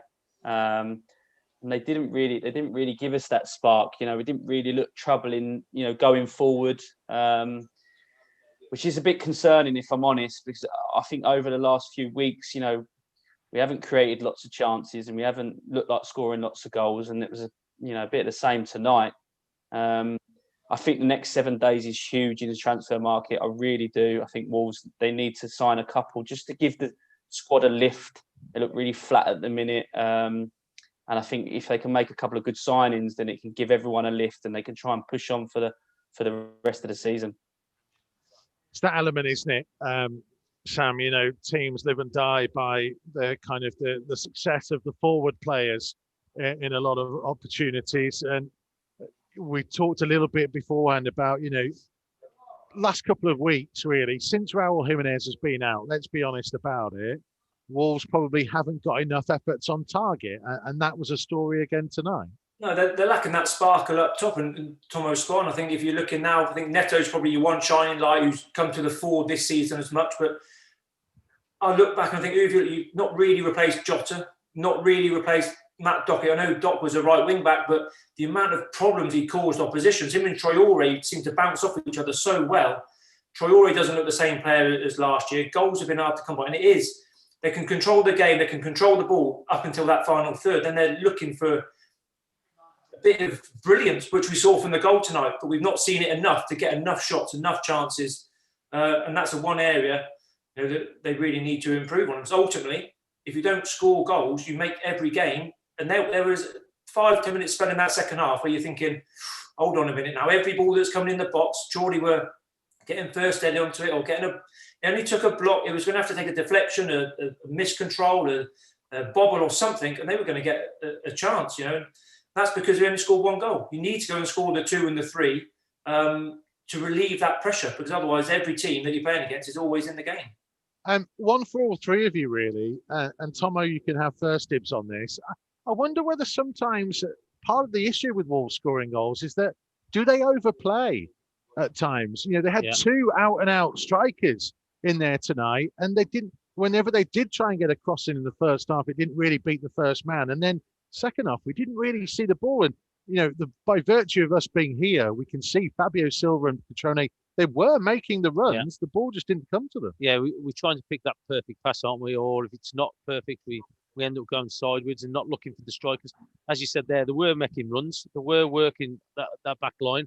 But for whatever reason, we were reluctant to go forward a little bit. But as you touched on there, I think was it 2 chances they've had a goal. But it's come from a wonder goal that we've got that we've won the game. And for me, not enough of that happens. We're not willing to have a shot on goal that too many times. We're not willing to put in that quality ball just behind the line. Don't try and pick somebody out. Just put it into an area. If the strikers know that the ball's going into a certain area, they'll make their runs off it. And just at the minute, we're hit and miss with our deliveries into the box, and the quality just isn't up to what we usually are for me. We're just having a spell, aren't we? Neves, how does Neves go a whole year without scoring? Yeah. You think of the goals and his striking ability, like the goal tonight. I know he's not scored it, but you'd expect him to be doing that. Ever since he's first come, I can remember a goal Hull away right at the start of his first season and going on and on and on. How does he go a year without scoring? I don't know. And I'm not criticising, because what has happened in Wolves in the last couple of years has been unbelievable. But has it become a little bit where possession is too important, rather than trying to hurt a team a little bit more, passing the ball forward quicker, breaking quicker? It seems to be, well, actually, we'll just control the ball, we'll control the game and try and win games that way. But you're allowing opposition always to get back in and get, as tonight, 10, 11 players behind the ball. But I think there, Mikey, I'll just cut in, sorry. I think that you've said the games that we've had a lot of possession, I think we've lost, haven't we? Where we've had major possession. In terms of Premier League, it's 1 win from 14 when they've had more than 60% of the ball. Well, that ain't great, is it? It's not a great stat to have if you... Mikey, for me as well, I know we speak about Jimenez, but what Jimenez gives that team, it gives the players confidence, because they know they can knock it up to him if they need to, and he gets hold of it, he brings people into play, he runs channels when he has to, he does the lot. And there's been balls gone up tonight to Silva, and he's not got too much pressure around him, and he's had a poor touch. And as Tomo said earlier, they just didn't get hold of it up there. And when your strikers don't get hold of it, it's hard to get up the pitch and create chances. And I just wonder whether players are lacking a little bit of belief in what we've got up top at the minute. Look, Silva's a prospect for the future, but we really do need some help up top. I really believe that. I think you're only as good as your forwards, and I think hopefully we can sign 1 or 2 in the next coming days. Well, of course, there is potential talk about that happening, but in terms of those that we have already, Sam Ricketts, looking ahead to Chelsea, is there anybody who kind of came in tonight, there were 6 changes, of course, that kind of put their hands up and said, I want to be in that starting lineup at Stamford Bridge? Yeah, I think we'll go. I think Nuno will stick with the back 3. I think Max Kilman did well again tonight. I think what will happen is we'll be the team now without possession in the next game. We'll be the ones soaking up all of Chelsea's pressure, and then we'll be looking at the likes. I'm sure I'd like to see Traore playing that. That's his type of game. Give him half a pitch to run into, Neto on the other side, and really go for it. Cutrone, I like his attitude. I like how hard he works. You just want to see a little bit more from him. It'll be the midfield 3. I'm sure it'll be Neves, Dendoncker, and Moutinho again will come back in. Well, that's the question, I guess. Do they stick with what they reverted back to tonight with the 5/3, whichever way you want to look at it, at the back, or do they go back to what they've been doing in other games with 4? That's an important one, I imagine. I just think they'll go with the back 3. I don't know what Tomo thinks. Tomo's in every second of every game, but Chelsea, I think, a back 3. I think he'll go with the back 3. I think he said that at the weekend. I think that he'll go back to his back 3 that he knows that he can rely on. And again, as I said at the weekend, we've got to stop conceding goals. We've done it again tonight where we've kept a clean sheet, and we've got to keep doing that in our Premier League games as well. I think Mikey as well. I think obviously Sam's managed that. He will know that sometimes you've got to play the right formation for the players that you've got. And for me, 3 at the back is the right formation for us. I think it suits Cody better. So for me, he has to go back to 3. And as Tomo said there, if we could start keeping clean sheets, hitting people on the break, and pick up some more points for the next few games. Yeah, he's spot on. It's that element, I guess, Tomo, about using the FA Cup as they did 2 years ago to get themselves moving, and maybe that can then lead into the Premier League form. Well, hopefully, say fingers crossed, but say like they need victories, they need points. They're in a slump in the Premier League, so they haven't scored many goals, but they've conceded quite a few, and that's going to be the important element of it. And I think they go back to the tried and trusted for me, the back 3. Connor Cody's got into the England squad playing in that formation, and I think that we've looked a lot better in that formation as well. The last 2 or 3 years since Nuno's been here, he changed the formation, went to the 3 at the back, and say we've done pretty well so far in the Premier League and got some decent results in there. And I think that he goes back to that for me. Me personally, I think that he should. There's no reason why further down the line, if we start getting results, that he starts to have a little bit of a tinker with it again. And hopefully, if there's confidence there and players coming back from injuries, which is going to be important, that we start to have a look at the formation again. But for me, the 3 at the back for me. Okay. Thank you very much to Andy Thompson, Sam Ricketts, and Michael Kightly for your company this evening. It is very cold here at Victory Park, so we are going to say good night and head home for the warm, and we will see you Wolves TV on Monday. The under-23s are back in action, so make sure you tune in for that one. They are taking on Leeds on Monday afternoon. It'll be live and absolutely free here on Wolves TV. 35 years Wolves have had to wait to banish one of the demons of our recent past. They've finally beaten Chorley at the 4th time of asking, and they're into the 5th round. We'll see you soon. Enjoy your weekend.